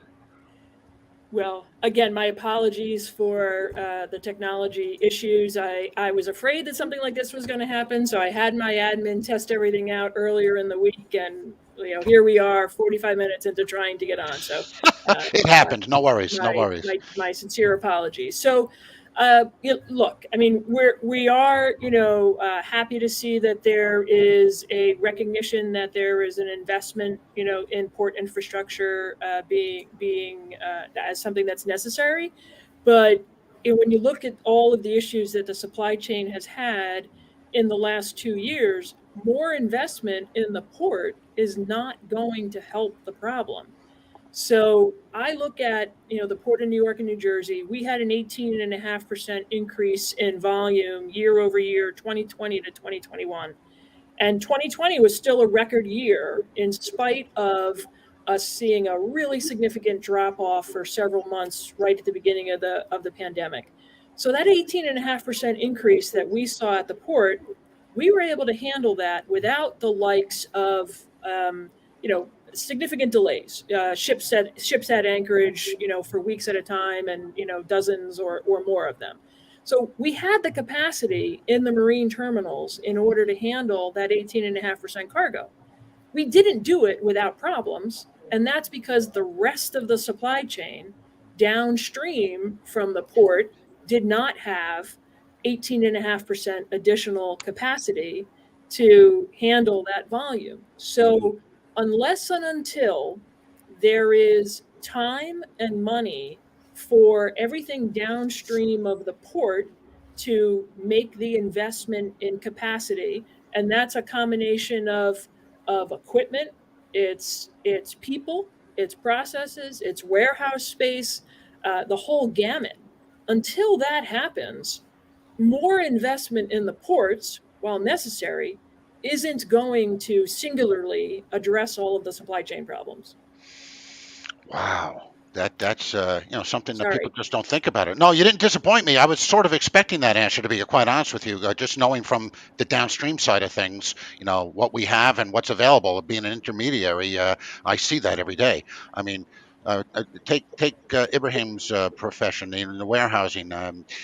That's downstream, and there's just not enough capacity. So Ibrahim, you see warehouses getting, if I'm driving across Pennsylvania or West Virginia or something like that, I'm seeing construction for, these huge concrete slabs from warehouses going up, but that's all away from the ports. Is anything being done near the ports to help this supply chain issue? So They try. I would say that warehouse construction isn't always the easiest. I mean, depending on what market you're talking about, there's often regulatory hurdles that you have to go through in order to kind of just get the clearance to build more warehousing space. And so, what you find in a lot of cases, so if you take like a city like LA, for example, which has to deal with a lot of port volume, I mean, it's particularly difficult to just throw up new space for warehouses in LA, and there are limits on how tall the buildings can be, like and things of that nature. And so it's not as easy as just saying like, well, we need more warehousing space, and so therefore we're going to put up another warehouse. I mean, overall, I would say that the industrials, like the warehousing sector, is throwing up has a lot of construction in the pipeline. Like there are tons of warehouses coming online. But it's just that in some of the areas where it may be most needed, it may not be the easiest. And so, if you go market by market, some areas it's pretty easy to throw up a warehouse. Like if you're in Austin, for example, and you want to throw up put up a new warehouse, it's not terribly difficult. I mean, you have to buy the land, of course, but there's plenty of land that's out there still, and there aren't significant zoning laws that you have to get around in order to do it. And so there's a lot of construction now being planned there. But again, markets like LA, this is also the case in some areas in New Jersey that just similar sorts of difficulties with just getting clearance to build warehouses. I mean, I would say warehousing in general has like this fundamental tension right now, in that companies want to put warehouses as close to people as they can. Like they want to be able to fulfill e-commerce supply chains, do last mile delivery, and all that other kind of stuff that consumers say that they want.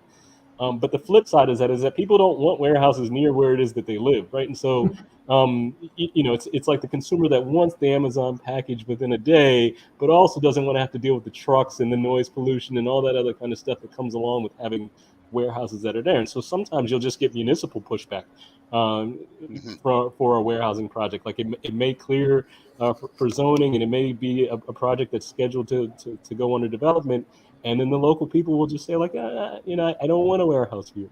You have to find somewhere else to put it. And so, quite often you have to settle for places that are further away from populations or further away from these ideal locations. So it is a real challenge. I mean, I would say, the higher that warehousing rents go, and then like the more valuable this warehousing property becomes, governments tend to overlook like whatever the local populace's concerns might be, and say like it's really worth it to put these warehouses up there. But it is a challenge that you have to deal with all the time in this sector, just this kind of inherent tension. Not to mention the lack of construction materials or the difficulty of getting them.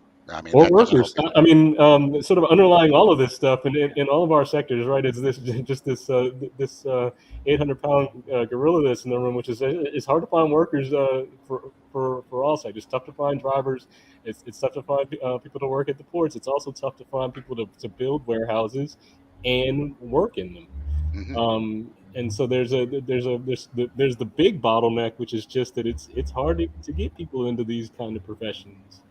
And you see things like wages rising and things like that to help entice it, but it's still, it's a problem that I think all of us face. Yeah. And I would add just on the warehouse piece, even with all of the existing warehouses that are out there, before we even think about building new, many of the warehouses are not operating 24/7, right? They're doing a single shift or a shift and a half, like a split shift. So, our ability in the ports, and I think we've heard about it a lot with, some of the West Coast issues in terms of wanting to get to 24/7, port operations, or certainly a lot more than a shift, or a shift and a half. That's only going to be able to be done when the warehouses are also open for those same periods of time. And while there's municipal rules about where can that warehouse be placed, there are also municipal rules about when those warehouses can operate. So until we can tackle, and the Port of New York and New Jersey is serving, almost a quarter of the nation's GDP. So that's a lot of jurisdictions. So until we can tackle each of those jurisdictions and the municipal rules for when those warehouses can be open or not, it will continue to be a challenge. Wow. And that compounds with the chassis shortage. I mean, that I think that was really, if I'm not mistaken, that was the Port of New York and New Jersey's major issue was the chassis shortage, correct? Well, so, I mean, chassis shortages continue to be a problem, but we need to look at why the chassis are in short supply. And yes, there was an 18.5% increase in cargo and not an 18.5% increase in chassis. The chassis providers have done just an incredible job themselves in repositioning chassis from underutilized markets into New York, New Jersey. And the labor has done an even more incredible job of keeping the units roadworthy and the out of service levels down to, negligible, really negligible numbers. But the dwell time on those chassis, how long those chassis are staying out on the street, has just skyrocketed to 3, 4, 5, 6 times as long as a normal street turn time. And what we have been seeing now in the last 4, 5, 6 months is that they're sitting at Ibraham's warehouses for weeks at a time with a container on top of them, because there's not enough capacity in the warehouses, because there's warehouse labor shortages, there's domestic truck driver shortages, so it's not moving out the back end of the warehouses quickly. So now we have we have cargo that is being stored in containers on chassis in warehouse yards or in their truckers' yards. So long as that's happening, those chassis are not available to pick up the next load. And the scary part is too, a lot of warehouses or a lot of carriers that are bringing these containers to the warehouses, if they do a drop and pick type of program, they're charging double. They're charging double the price in a lot of cases. For instance, they're dropping it, and then they're charging the same amount of money to pick it up and bring it back to the pier. That's happening. Everybody's charging more these days, except for the Port Authority. Well, the steamship lines are charging more too. I mean, they've had an increase in revenue, substantial. I mean, a couple of years ago, what it cost you, a couple $100 to bring a container from China. Now, what is it? A couple thousand, correct? Or more. It's incredible. And Tim earlier was conveying that we're looking at a pool of approximately 18,000 more chassis hitting the supply chain domestically by September, and that's not even a fraction of what you need, correct? Not at all. Mm-hmm. And that's nationally. That's not for any one market. Correct. Yeah, right, Tim? About 3,800 in February. Oh boy. Getting there. We're getting there. Okay, guys. So, what can small to medium-sized shippers and freight forwarders do to mitigate the bottlenecks and help keep the flow in all the stages of the supply chain process? What kind of advice would you give those type of businesses? Well, I'll start, and this is something that our team here at the Port Authority does all the time. The outreach to the shippers is important. Number one, I think it's important, particularly for the small shippers, to understand that they have choices. And while they might have experience with one carrier or one terminal or one trucker, one rail carrier, there are often choices, and they need to do their homework. So one of the things that our staff, provides, is that education. So we've got 6 terminals to choose from and 27 ocean carriers, and of course, they're not all calling every corner of the world, but many of them are calling, at the same port. So there are choices. So if the rates aren't favorable or the service isn't favorable or whatever the case might be, there are choices. The second thing I would say is that a lot of times the small to medium-sized shippers, again, by their size, they contract out, like with GLT, to do some work for them, right? But that doesn't mean that they can't establish a relationship themselves with the various supply chain partners so that they can understand exactly what it is. It was after the West Coast labor issues 6 years ago that we saw a lot of cargo come our way from the West Coast. And for the first time ever, shippers were coming to visit the terminals, and they had no idea what ever happened within a terminal. And when somebody said, your box is lost or your box is in a closed area, they had no idea what that meant. So we suddenly saw, a very significant increase in the number of shippers coming to the port, wanting to tour, wanting to talk to the terminal operators, wanting to talk to the port authorities. And that's just continued, to increase over the years. So, we have over 200,000 unique shippers working through the Port of New York and New Jersey. We've maybe seen 2,000 of them. Now, I don't have the capacity to handle another 198,000 coming through our offices, but it is important that folks understand that there are choices and that they need to develop relationships with their supply chain partners.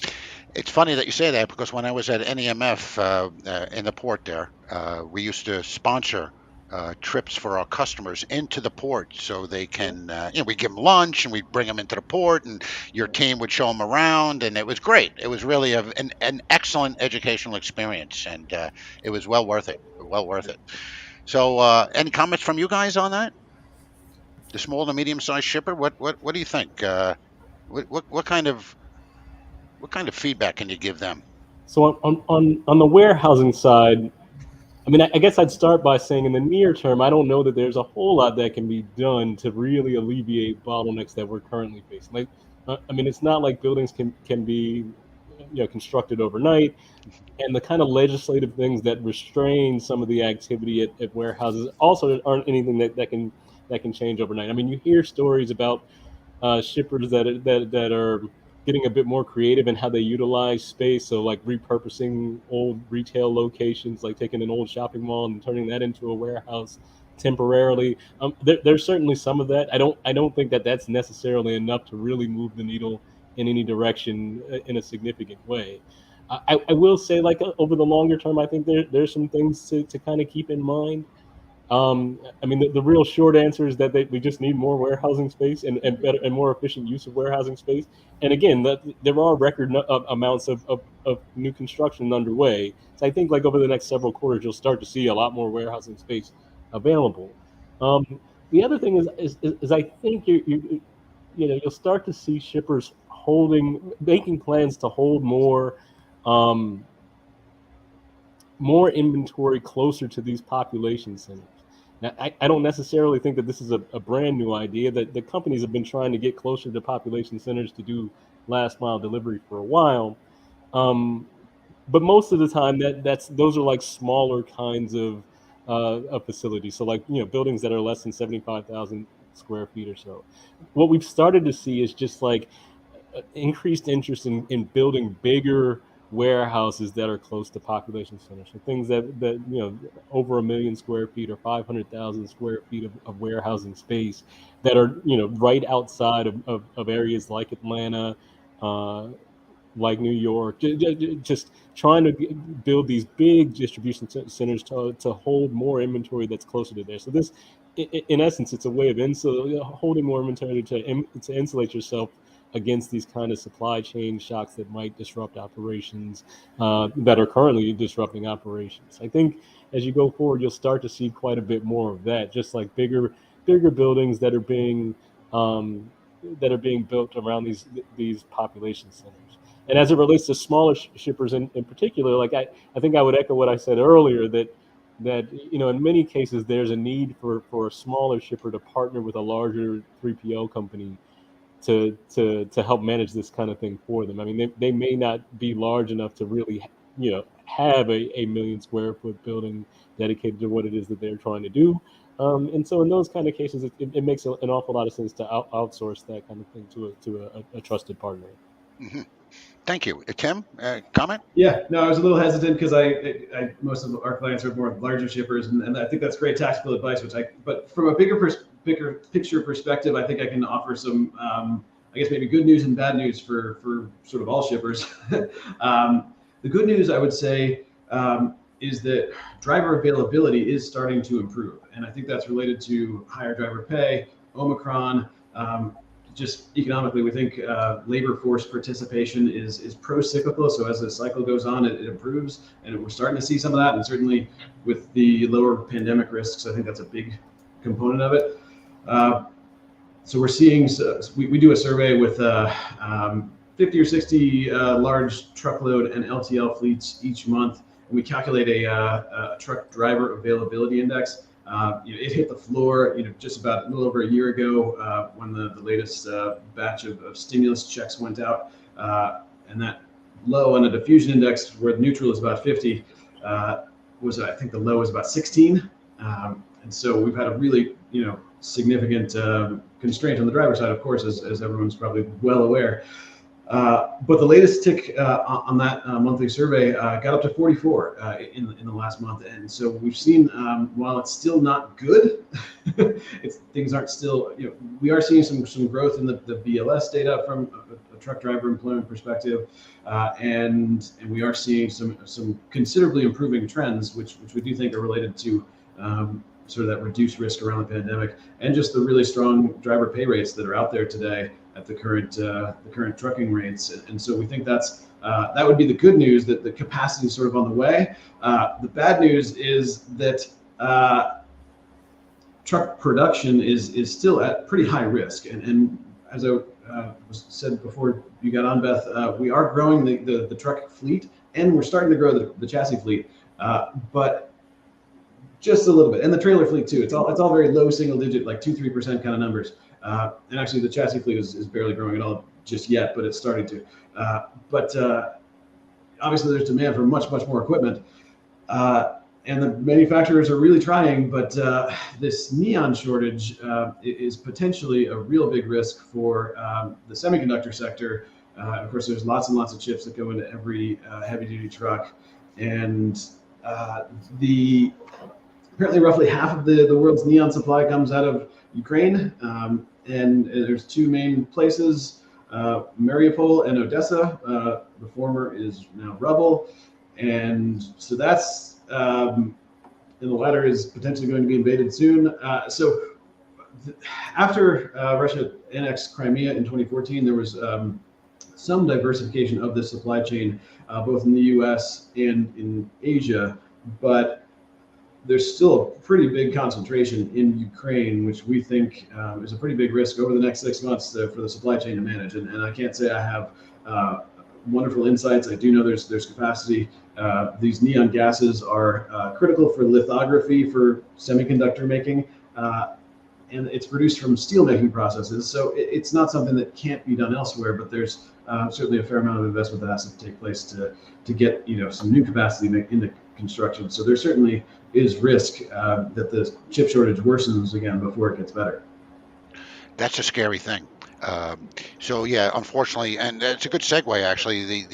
The Russian-Ukrainian war is how it's affecting our supply chain. Let's ask all three of you from your perspective. Beth, let's start with you. How's that affecting? Is it providing more capacity? Is that happening? Well, certainly not visible yet. Cargo that was already on, ships, is still, for us, just about arriving. We don't have any direct services with either Russia or the Ukraine. All the cargo is handled via transshipment services through Eastern Europe and European ports. So we did have a bunch of export cargo to Russia and the Ukraine that was on the docks already, and that all had to be redelivered. So commercially, just about all of the major ocean carriers have made commercial decisions no longer to service Russia for the time being. So, there's no, in that case, for containerized cargo, there's no federal embargo like there is on oil that has a 45-day period before it can arrive. So we really haven't seen, other than redelivering that cargo, we really haven't seen an issue at all. And very little. I think it's a total of about 2% of our volume is exchanged with Russia, and about 1.3% is exchanged with the Ukraine. So it's a very, very small amount of cargo. And that's just for the Port of New York, New Jersey. What about the other Correct. major ports, though? Do you know anything about that? No No, idea. no. I have a Okay, hard yeah. enough time keeping track of my own stats. I hear you. And Ibrahim, what do you think? How's this this conflict, this crisis, going to affect the warehousing side of things? Well, I mean, I guess my interpretation of the conflict as it filters into warehouses from a macroeconomic perspective, right? Like, to the extent that it causes overall activity to slow down in one way or another, of course, there are spillover effects that then in turn influence like how much needs to be stored in warehouses. There are also some loose connections between like gas prices and what the conflict is doing to gas prices and how that filters into warehousing demand. I mean, generally speaking, like the higher that gas prices get, the higher overall transportation prices get. The more companies want to just have warehouses where they want things to be than to drive things around. So there's that kind of impact. Although, my take on just the conflict's impact on gas prices is shorter term than what I would think would influence, say, overall warehousing trends. And so, yeah, I mean, from my perspective, I don't think it plays a big role in terms of moving the demand for warehousing in one way or another, outside of the effect of whatever effect it has on the broader macroeconomy. There are general connections between how the overall economy performs, how well goods demand is doing, and what that does to overall demand for warehousing space. But to the extent that those are limited to some amount, that would be the impact that then filters into warehousing. Okay, okay. So and you're basing your opinions on the now scenario. I mean, Tim, your research probably provides what's going to happen next, I would assume. We do spend a lot of time thinking about the future. Yes. To provide a little bit more context, I would guess Beth's 2 or 3%, I think, number of Russia Ukraine, I think is probably on the high end, just giving New York, New Jersey's North Atlantic location. I would guess West Coast ports probably don't have much at all, and it probably goes down as you go down the East Coast. So I think as a percentage of trade, it's Russia Ukraine is really pretty tiny. But clearly, it's going to have a pretty big impact on the U.S. economy at large. We consume, I think, about 220 billion gallons of fuel in the U.S. each year. If you just look at sort of recent trailing consumption rates, all in, including everything from gasoline, diesel to jet fuel to, and so from a U.S. economy perspective, $1 increase in fuel prices is almost 1% of GDP. We don't think it's going to have that much of an impact. We reduced our GDP forecast this past month by 50, 60 basis points because there are some offsets in terms of domestic energy production, and certainly there's strong savings accounts out there to absorb some of this. But the big increase in fuel prices is going to have a big hit to U.S. pocketbooks, and that's just sort of unavoidable at this point. So. Hopefully, we'll get some sort of resolution and oil prices can come back down and get some relief at some point. But I'm not going to try to take a guess at when that happens. Fair enough. And I'd be remiss if I didn't say that the conflict is horrible, and we all hope it ends soon with a lot less loss of life, and the world can get on with living again. So, needless to say. Guys, just changing a little bit now back to the good old USFA. How do you foresee the future of our industry from the port side, the warehousing side, and of course, I'm going to save Tim for last on that one, if you don't mind. But how do you see the future on this, Beth? Well, again, for the Port of New York and New Jersey, and I can say that at least in the discussions that I've had with the other U.S. gateway ports, volume is expected to continue to remain strong. For us in New York, New Jersey, we have developed a 2050 port master plan, a 30-year port master plan. And with all the forecast information that we've been able to pull, and demographics, and people moving around, the United States and retiring down south and whatnot, we're still at the epicenter of the most densely populated area in the country. So our cargo volume, not just in containers, but automobiles and bulk cargoes, and even our cruise passenger volume is all expected to double, if not triple, between now and 2050. So, it's mind blowing when It you is. consider that volume. And more important or more challenging with that volume is that we are already that 18.5% cargo growth in 1 year.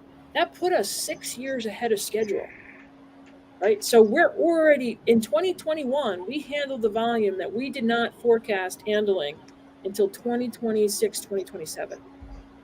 So we have a lot of catching up to do in order to build the additional capacity, not only at the ports, but in the rest of the supply chain so that we can handle that. So yes, going back to your original question to me, the investment in the ports is important. We're going to need to address access for even larger ships. Although when you look at what's happening in Congress, and my understanding is that it did not get included in the amendments or the final version on Tuesday, but with the Ocean Shipping Reform Act, there was at least some threat that the ocean alliances would go away. And if that happened, we would start to see many more smaller ships again.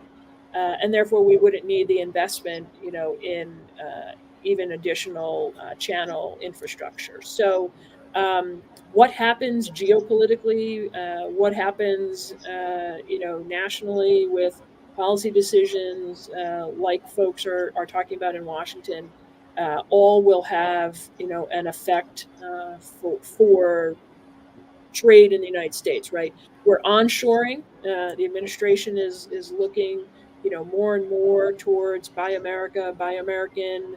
It will take time. It will take time for the manufacturing base in the United States to ramp up.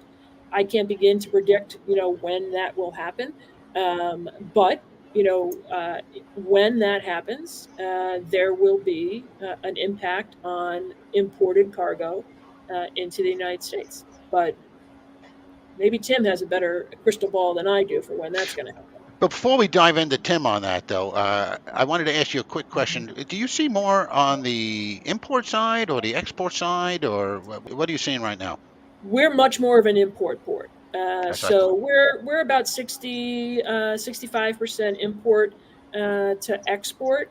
And that's predominantly, again, because of our consuming population and because geographically we're not in those we're not near those current manufacturing, bases, and even the farms, and produce and whatnot. So we also are the first port of call 76% of the time coming to the U.S. East Coast. So if you were an exporter, you have time to get your cargo down south to the likes of Savannah or Charleston before the ship goes foreign. So it doesn't make sense if you're an exporter to, especially on a time-sensitive cargo, to put your cargo on a ship in New York, New Jersey, when 75% of the time that ship's not going to leave the country for 10 to 14, plus days in normal times. Right. So exports are much larger the further south you go. Thank you. And Ibrahim, how do you foresee the future in your industry? Well, I mean, I think the next few years, you're just going to see periods where inventories start to get built up quite a bit more. Like, I mean, you can kind of think of like the last couple of decades as being like a pretty steady trend of companies trying to hold less inventory than more, right? There's been this kind of push towards, having inventory just in time, so they say, right? Like you get inventory as you need it. And then you kind of have this like this broad global supply chain that delivers the supplies as you need it, to get it to the end consumer.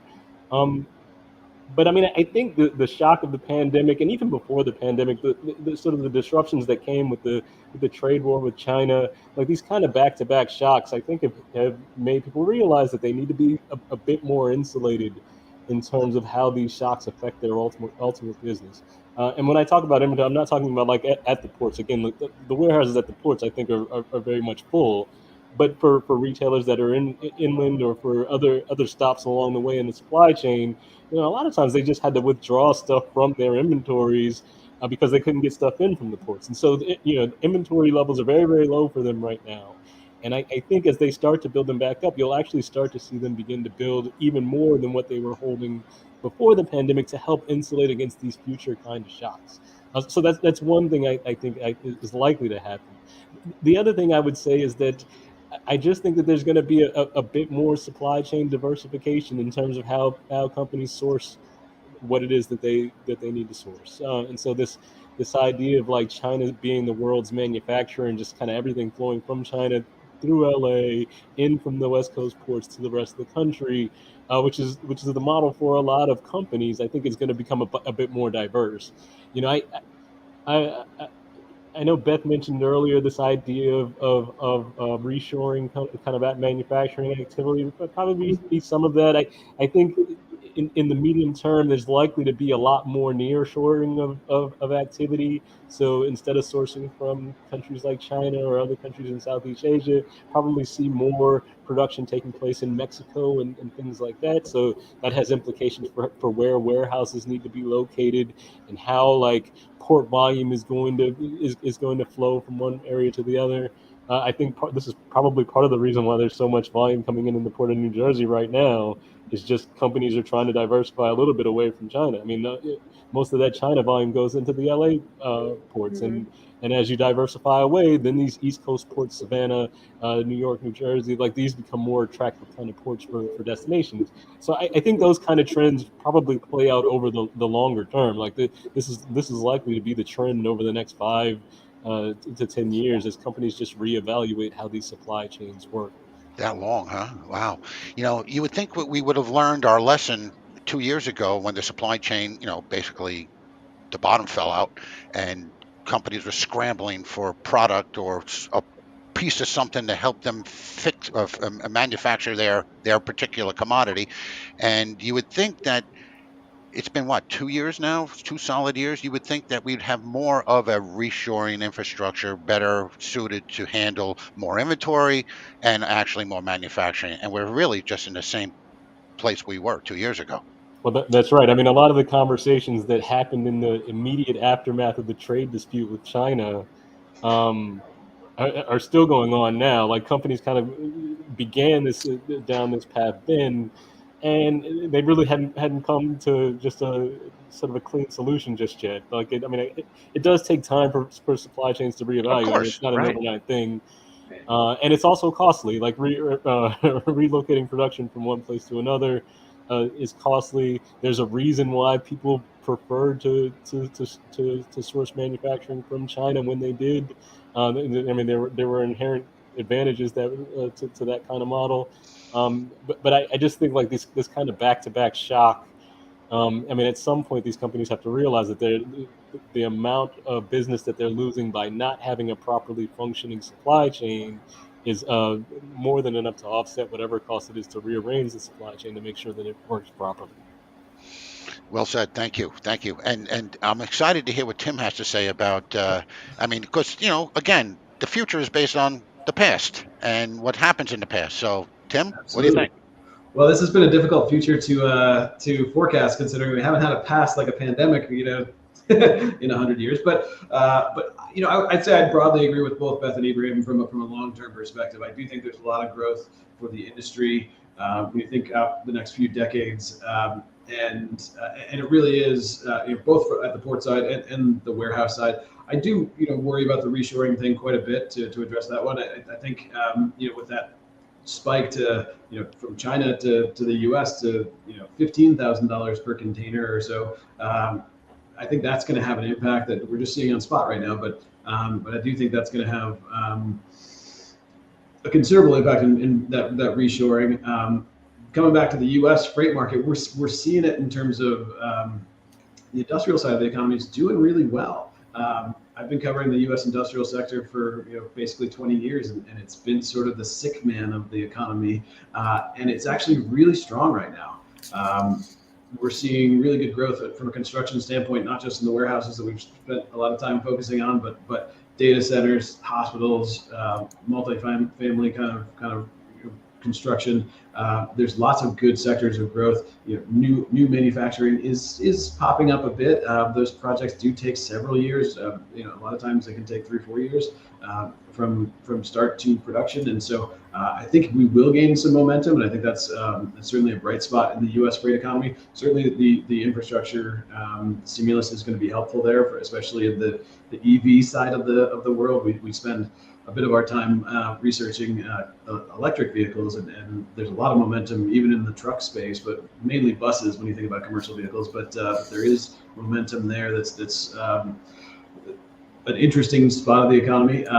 But Beth, before you got on, we did talk about the slowdown that we expect in freight volume broadly because of this substitution back towards services and this big surge in durable goods spending that we've had that is probably going to revert back to the mean. I do think that means we're going to see slower freight volume growth, and I think that should provide a little bit of relief.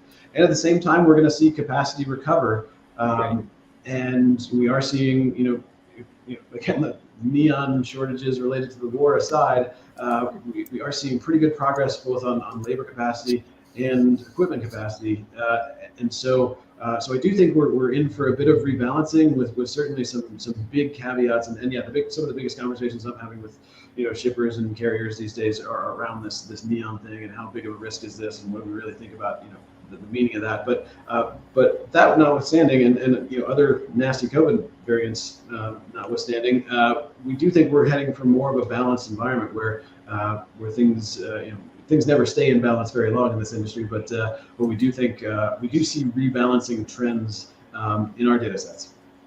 Yes, just look at the Port Authority of New York and New Jersey, looking at by 2050 how much they're going to grow. So yeah, nothing stays in balance, nothing at all. You're right. You're absolutely right. So one other addition. Please. When we do go into a down cycle, it's not going to be a terrible down cycle like we saw in 18-19. When spot rates start to drop, the marginal cost is so high right now, it's going to be tough for those people to stay in business. The people who are paying over $100,000 for a 5-year-old Class 8 tractor are going to get wiped out pretty quickly, unfortunately.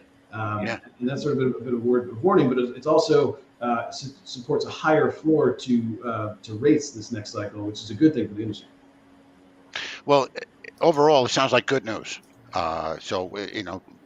Getting back to again, the word the new norm is going to be quite a ride, and the shipping public, the logistics public, they all need to be prepared for that. And the slow downturn on capacity, the increase in capacity actually coming in the future should help alleviate some of the price pain points, some of the capacity pain points, and some of the warehousing capacity pain points. If you guys had to give the audience any kind of a tip, you're speaking now to over 1,000 guests right now, and big percentage of these people are freight forwarders and shippers, our customers. And what would you tell them? What kind of advice would you give them to help them with the supply chain in the future? So, I can start from my perspective. I think one of the things that it's important to remember about the supply chain is that it's all kind of connected. It's part of the reason why I think this panel is such a good idea, in that all of these things kind of rely on each other in order to function properly. Like you need proper operation in the trucking industry to get stuff off of the ports and out of the warehouses in order to keep the warehouses from being too full. You need warehousing to run efficiently in order to get have a place to put it when it comes in off of the ports, right? And of course, you need things to come off of the ports and into the rest of the economy into the rest of the country for all of it to function. And so I just think it's important for shippers to kind of view it that way also, that you can't kind of take each of these things separately, because a lot of times the congestions that affect one have downstream effects that affect the rest. And so I think it's just a good idea in the future for companies to kind of view supply chain that way, as like an entire industry from start to finish. And can they expect competitive rates in your industry, or and do they have to go further away from the major metropolitan areas to get those rates? Well, I think in the warehousing side, rates are just going to be going up. Just to give a little bit of a backdrop, warehousing is a lot less cyclical than what you might find, say, in the trucking industry. That the warehousing sector has just been in maybe like a 10-year bull run of just rent growth that's above average, demand being particularly high, and companies trying to kind of expand the amount of warehousing space that they want. And a lot of that is connected to just like growing importance of e-commerce and this idea of just trying to reevaluate supply chains to handle last mile. Like all of that fuels into just a positive tailwind for the warehousing sector. And I think there's probably still quite a few tailwinds for the warehousing sector going forward. Like I said, I think companies are going to want to hold even more inventory in the future than they have in the past. So it's likely that warehousing costs are going to continue to increase. I mean, the good news from a shipper's perspective is that, like, in the broader supply chain, where like the piece that warehousing occupies is, in terms of how much it costs, is relatively. I mean, it's on the smaller side, so it's much bigger. It's a much bigger deal if transportation costs start to increase than it is to say like warehousing rents are starting to increase. And so, yeah, I mean, I expect that warehousing rental growth will still be pretty high over the next several years because I still think the sector has a lot of tailwinds. Makes sense, actually. And Beth, I know you got to jump off in a few minutes, so if you don't mind, thank you, I appreciate it. I would actually go back to what I said earlier. I think the best thing that shippers can do to prepare their supply chain for the future is their homework. They need to be educated in how the supply chain works and all those interconnectedness, and to plan for I don't want to say disruption, right? But if shippers don't have a resiliency plan, right, they need to have a supply chain plan in place for any time that there is any type of an anomaly with a partner, within their supply chain. So I think becoming educated, doing their research, understanding, that there's options and exploring, all of those options. And short term, I think we're in for, more of the same for, probably another 8 to 12 months, maybe. I don't think any of us really know, but, buckle up and get educated. There you go. Beth, thank you so much. This is Beth Rooney, Deputy Port Director of the Port Authority of New York and New Jersey. We really appreciated your time here today. Thank you. And I apologize for the early departure and the late arrival. So no worries at all. All right. Take care. Be well, everyone. Tim, we're just going to focus on you for the final part of that question. And I'm interested to hear what you have to say because being the research guy that you are. Well, we provide a lot of advice based on data, and so my base, my stock answer to that question is, arm yourself with data. That helps. It does. But I thought both Ibrahim and Beth gave great answers. The word resilience kind of sort of stands out. You obviously need supply chain resilience going forward. I do think there's going to be some reversion back towards normal trends. But there's been so much disruption these past couple of years, and I it's far be it from me to say that that's over. It's clearly not, and there's clearly a lot of big risks still out on the horizon that people need to be vigilant about, and we do think that we'll obviously get through it, and things won't be this crazy forever, but it has been a pretty wild ride these last couple of years in terms of these freight markets, and we don't think one of the nice things about this this industry is that it's always new things every day. And so maybe I'll finish with a JP Morgan quote when he was asked what he thought the stock market would do. He said it will fluctuate. Mm-hmm. Mm-hmm. For sure, without a doubt. Well, thank you, Tim.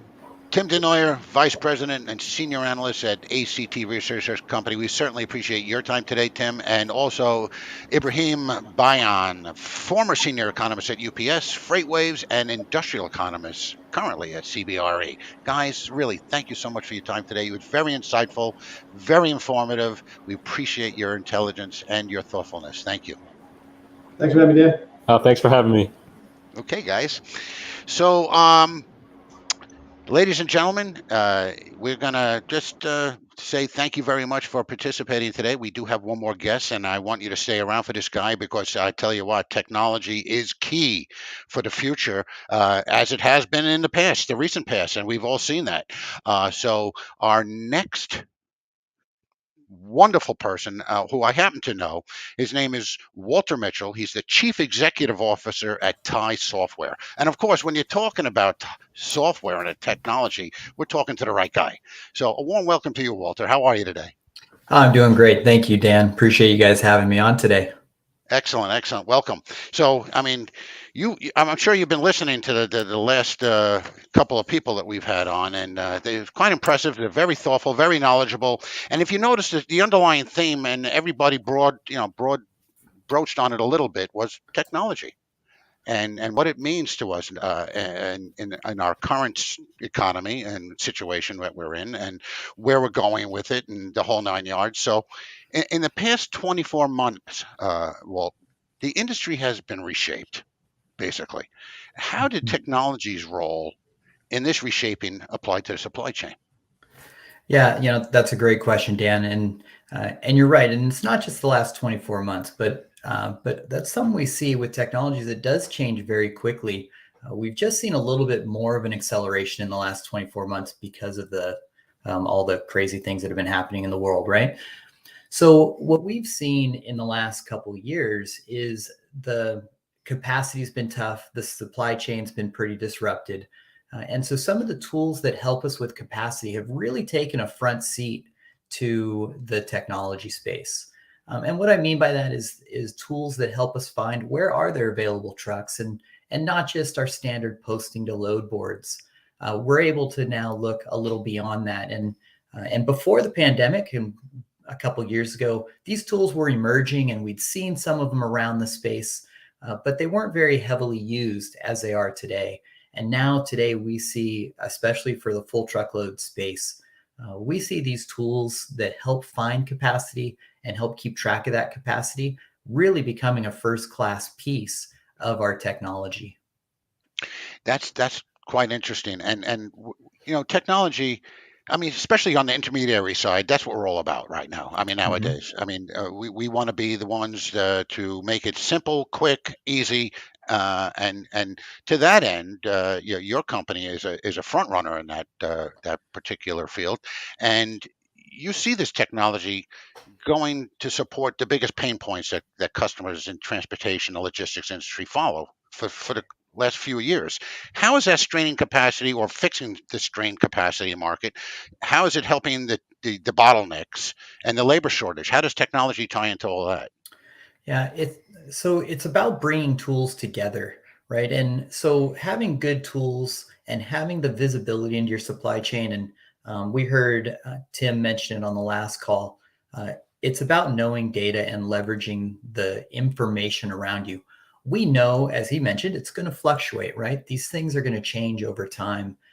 So what's important is that we have a way to bring these tools together, and that we can use the tools in a way that the information can be shared across one another. Like, for example, FreightWaves does a really amazing job of surfacing information about the current capacity around the US and more. They do a great job of telling us what we should expect for specific lanes. And then we have other tools that help tell us about capacity pressure, and then even tools for communicating with our carriers and our drivers or the brokers we're working with.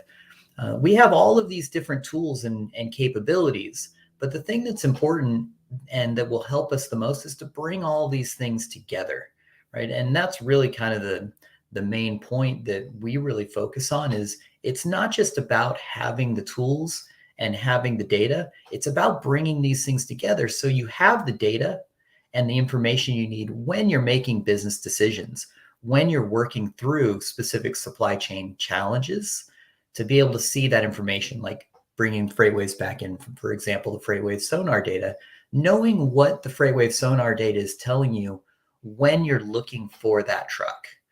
That's one of the key pieces that we find is really important and will really help us as we move forward. So that's what we focus on in our TMS, is we try to make sure that the data from all of these tools comes back to you and is visible for you and usable right when you need it. Yeah, tapping into the FreightWave sonar was ingenious, actually, and you're one of the few that encompasses that type of software integration. Thanks, Am I Ken. correct? Okay. Yeah, we work really hard to keep that stuff, like I said, keep it all together and make sure that we're providing tools that help people do their job better. Mhm. And that's key. And this is all API, right? Related. Most everything is working through the application interface Absolutely. program. Okay. Yep. And EDI is that out of the picture now, or is that still It's is still still very strong. still We very would strong? love for API to be the leader, and we'd love for API to take over. But the fact of it is, there's a lot of laggards in the technology space, and especially in the supply chain. So EDI, it's still alive and vibrant, and it probably will be for a long time. So as much as we'd like to push in other directions and get a little more real-time information like we can get with the APIs, we still have to embrace the EDI. We still have to let it be a first-class citizen in our TMS. Mhm. And so specifically what we do is we try to make it so that the two of them work hand in hand, so that we're not making one over the other. We're just making sure that we can get the information we need to make a decision, regardless of how it happens. Now, we'd prefer for it to be as fast as possible, but sometimes it can't be. So it's more important that we get the information we can than it is necessarily to worry just about the technology that we're using to do it. Gotcha. And a lot of that information going into it is crucial to making decisions. I basically, are you supplying information, for example, the going rate for that lane, or Absolutely. okay, Yeah. expand on that a little bit if you don't mind, Mitch. Yeah, so we're going to take information when it comes to exchanging information because we service the 3PLs and the brokers mostly with our TMS platform. So with that, we're both communicating to shippers, we're communicating to the consignees, we're communicating with the carriers. And that's really our purpose, is to bring and aggregate this information and share the information as quickly and effectively as possible. So we'll do that in a whole bunch of different ways. When it comes to rating, lane capacity, proper pricing for full truckload, LTL pricing in real time, bringing all your LTL rates across all of your carriers together. These are all things that we really focus on at the rating side of the shipment, but we do the same thing all the way through the life cycle, tracking and tracing, both for full truckload and LTL. This is important information. We want to know where our freight is. We want to know that it's safe. We want to know that it's still moving. We want to know that it's on time. But then even down to the next part of the supply chain piece, which is the accounting processes. We want to make sure our bills are coming in and our bills are accurate. And we can't ignore that part of the supply chain. It's a very important piece, right? We need to make sure that we're paying our carriers effectively. Because if we don't, then they won't give us any more rates, right? They'll stop working with us. And we want to make sure that the relationship between everybody is strong and vibrant. And that's what's going to help us, especially with capacity so tight. That'll really help us make sure that our freight is getting moved and that our freight is being treated right, as if we treat our customers and our carriers the same way. I tell you, the industry's come a long way since when I started back in the day, when you were using a beeper and a cell phone Right. to find out where the truck was. Not even a cell phone. You had to go put a quarter in the payphone. Right. Actually, Yep. I will date myself. I had to put a dime in the payphone. So Yeah. it's And the only time you could get information from your drivers is if you were lucky enough to have them stop at a truck stop for you, right? exactly right. Yeah. Exactly right. It's certainly Yeah. come a long way. And you know what? People can't live without it now. That's the bottom line. Technology is It's part of life, and without it, you're basically blind. That's exactly right, and it's going to continue to move forward that way as well, which is okay, and it just means that we have to be ready for that change, and we have to grow with the change. It's not going to happen overnight, but it's probably going to happen a little faster than we're comfortable with, and that's okay. But we know it's going to happen. It's happening at lightning speed. I mean, something that would take 40 years to make now could take 4 years to make, and it's incredible. Well, along those lines, I mean, what are the most unexpected tech advances that helped the supply chain in the last few years? Yeah, something that we've seen on the technology side that was a little surprising is the focus on carrier relationships. So, and we've always cared about our carriers, but before it felt more like it was about just communicating with the carriers, not fostering a real strong relationship. And like what we would see is there was a small group of the industry that really would spend time building a strong relationship with their carriers. But now we're seeing that really take a big foothold and even where we see brokers or shippers marketing to carriers. And that's a little bit different than what I would have expected. And I guess it kind of makes sense, right? Because of the capacity challenges we're dealing with. But it's really cool to see that and to see how much we want to build a relationship with the carriers. And so that's been the surprising part for me. Is I wasn't really expecting that to be as big a driver as it has been. Well, if you really think about it, I mean, as an intermediary, as a third-party logistics company, I mean, a carrier is just as much a customer as the shipper is. So that's exactly right. We're focusing on making them happy, and it's totally a reversal, like you said, something. And I didn't expect that either, to be quite honest with you. But it is a carrier market now. And it is, and they're certainly taking advantage of it, aren't they? Yeah, and exactly. And I hope this continues, though, right? Because if we do build that relationship a little bit further and continue to build it, then we can kind of close the gap between the different segments of our business, right? And as an intermediary, we always go with customers always right, but we also have to have that same approach to our vendor. Not necessarily that the vendor is always right, but we need our vendors to be our partners. And so even as capacity changes, I hope that we continue this drive towards treating carriers like partners and helping carriers understand that as an intermediary, our job is to help make their life easier, right? Our job as an intermediary is to help make sure the customers are getting what they need and help the customers find freight and ways to move that freight that is the most effective for them.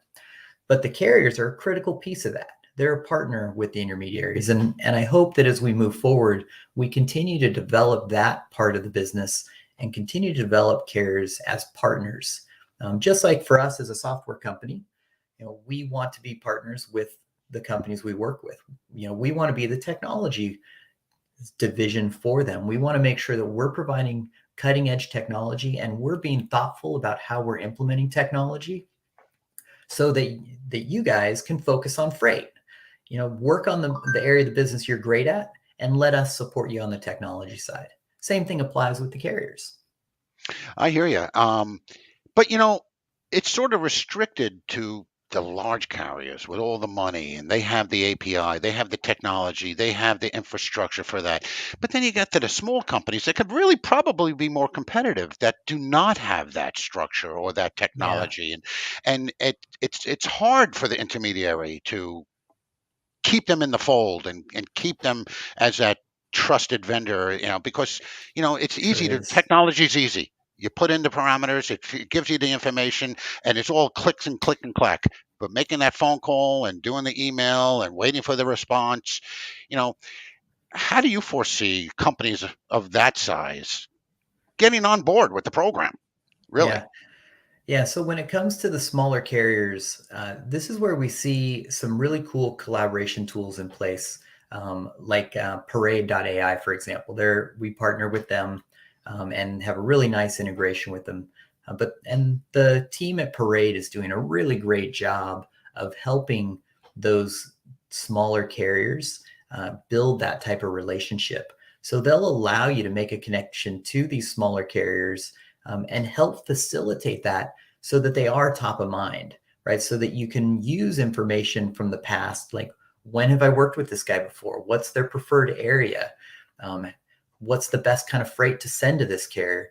It gives us all of these capabilities that we can leverage through both the TMS and Parade to really make those smaller carriers become first-class citizens in our available tool set. And then one of the other things that becomes really interesting about that is, we have a whole bunch of people on our team, but Dan, if you're working with this carrier and you had a great relationship with them, how do we share that across the rest of your team? And that's where the TMS comes in.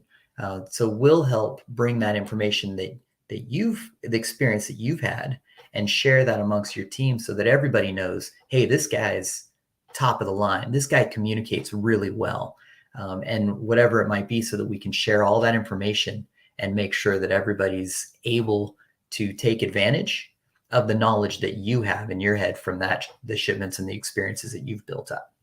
So it's really not an expensive undertaking for a small carrier to build up a technology base and become part of the first-class citizen group, is it?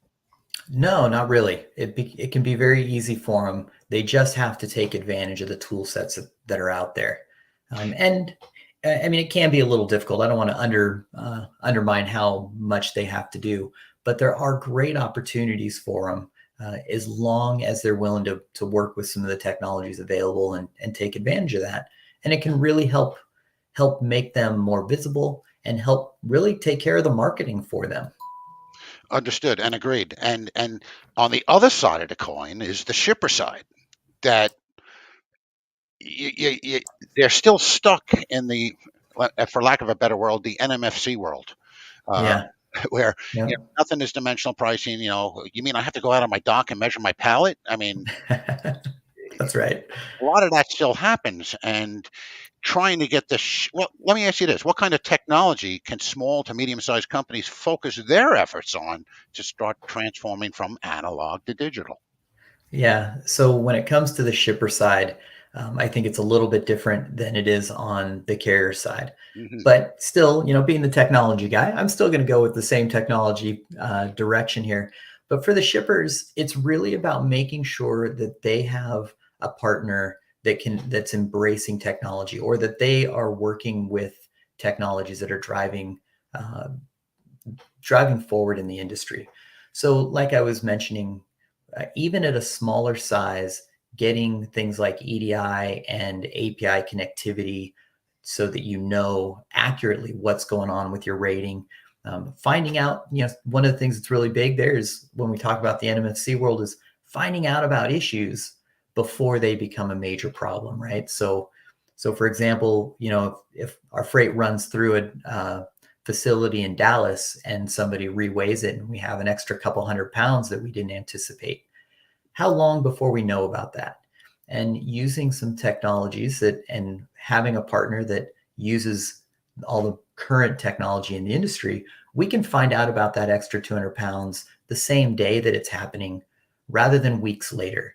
And that's really helpful. Seeing what's happening to our freight in real time is something that's available to the small shippers, the big shippers, the intermediaries. These are things that we can take advantage of. I'm sorry. Go I interrupted No, the rest of your thought there. I know you had something else. You had a part two. Yeah. So again, and of course, I'm in sales, and I'm seeing these smaller shippers, and I'm in the New York metro area, so I could walk into a place in Brooklyn that's been around for 250 years, the building, and it looks like the company's been there that long, and they're acting that way, and in order to give them the buying power that an intermediary would have, you need to get with the program. So you need to get a computer, literally. Mitch, I'm telling you, I can call you Mitch because got that in your parentheses. Absolutely. And so you got these guys, that are sitting there in Brooklyn, New York, with their one computer that probably has an AS400 system on it, and they're still computing their inventory, and they have no idea how to move their inventory to a truck, without doing it by paper. And that's all a waste of time, and it's a waste of valuable resources like paper, for example. And all it takes is for them to take that same computer and just use an API interface and hook up with TIE. Yeah. Or GLT or whomever. Yeah.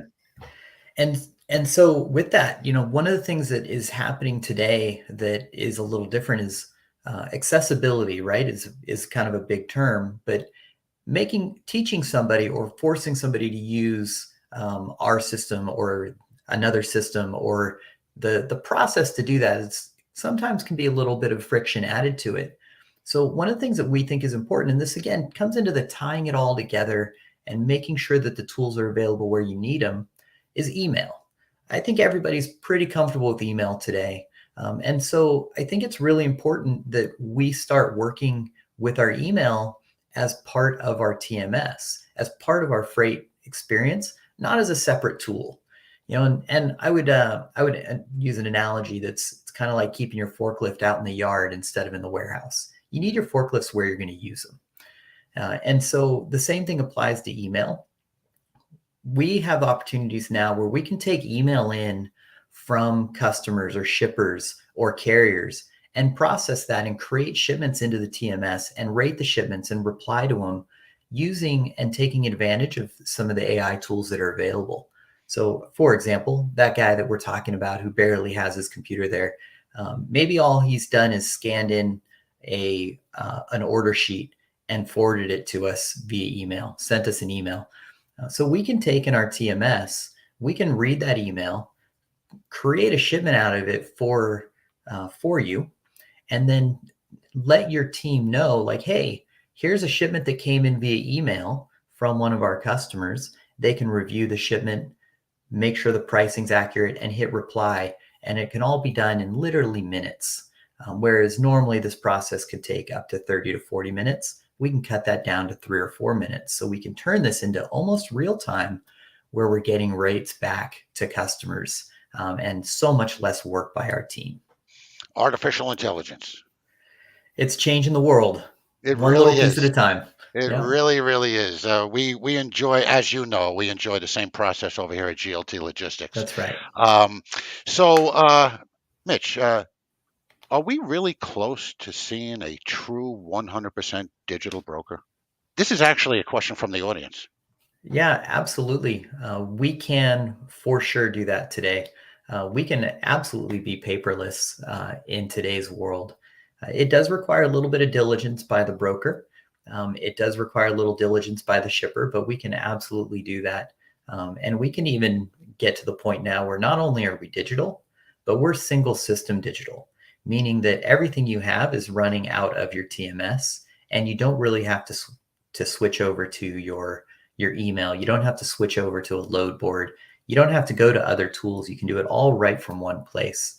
So we have the capability of doing it today, but it requires a little bit of work from the broker to change some of the processes that have been in place for decades.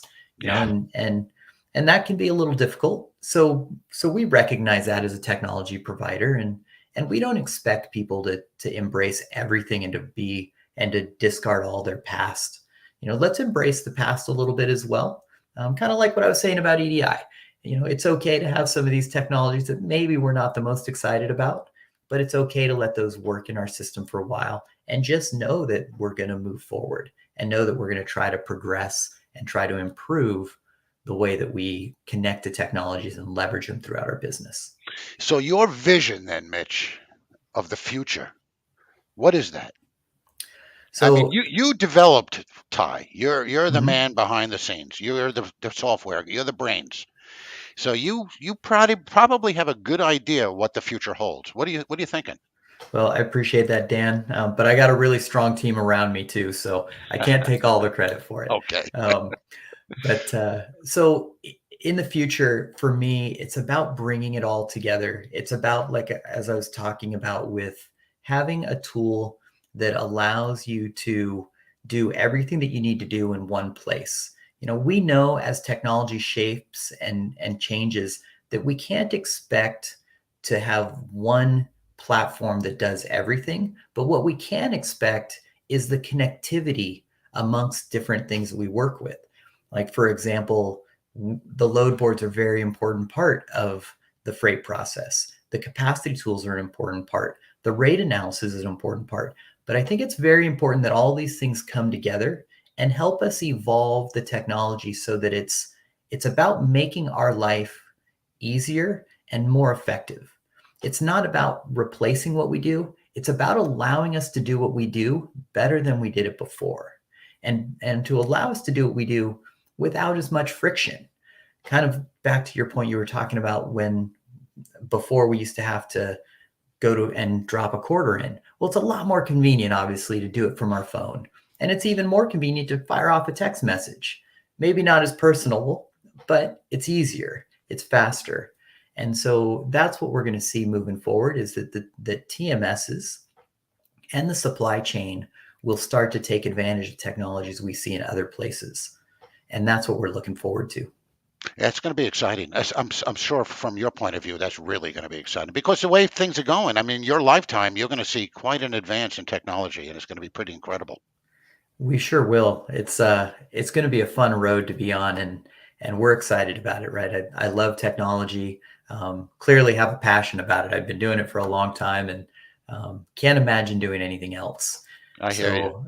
So we're excited to be driving it forward, and really, our goal is, as a company, and my personal goal is, we want to make sure that we're doing everything we can to help the supply chain and to help logistics brokers in the US have great technology and to really push that technology forward so that they can do just that. They can do amazing things with less work, have visibility into places where we only dreamed of having it before. That's what we want to drive forward. And I look forward to being a part of that over the next years or decades. You never know, it might be decades. You didn't commit to a time, did you? So, finally, and this goes without saying, because everybody's sitting on the edge of the seat waiting for this. What tips can you give our audience that they can boost their companies and get the best out of technology today? Yeah, I think it's about finding the right people to work with. I think that's the key to it. You got to find somebody, or if you're a shipper and you're working with a freight broker, make sure that intermediary has the tools and has the technology in place that allows you for that kind of flexibility, because they don't all have it. But when it comes to that, you have choices and can work with people. Like GLT does an amazing job of using cutting edge technology and making sure that technology supports the business. So that's what I would say, is to make sure that you're working with companies, and to make sure as a company that you're working with the best technologies you can to make your life easier, to make you more effective, to save you money. All of these things are things that can be done with the right technology partners. Excellent. And we do have another 2 minutes here. I got to ask you, and I don't want to throw a loop here at you, but what about blockchain and how that's going to be affecting technology in the future? I mean, this is one of the questions from the audience as well. How is blockchain going to work with technology? Did I even phrase that correctly? You did a great job, Dan. Okay. That was phrased just right. So I think the short answer is I have no idea. It's definitely an emerging technology, and anytime you have an emerging technology like AI, the future is really difficult to tell. And we may see that blockchain takes over completely, and we may see that it becomes a segment of it. One thing we know is blockchain's here to stay, right? Blockchain, for those that aren't very familiar, blockchain kind of spawned out of the cryptocurrency world, and all cryptocurrencies basically run on blockchain as their underlying technology. But blockchain has a lot of other uses as well, and one of the uses of blockchain is it allows for communication and sharing of information across different groups in a very reliable and accountable way. So there are a couple companies in the logistics space that are doing a great job with blockchain today. And we hope that they continue to grow and that it continues to evolve. And we're working with some of them as well, and plan to go down that road and see where blockchain takes us in the next couple years. It's like going to space in your world. It is. It's New definitely frontier. the next step for sure. Yep.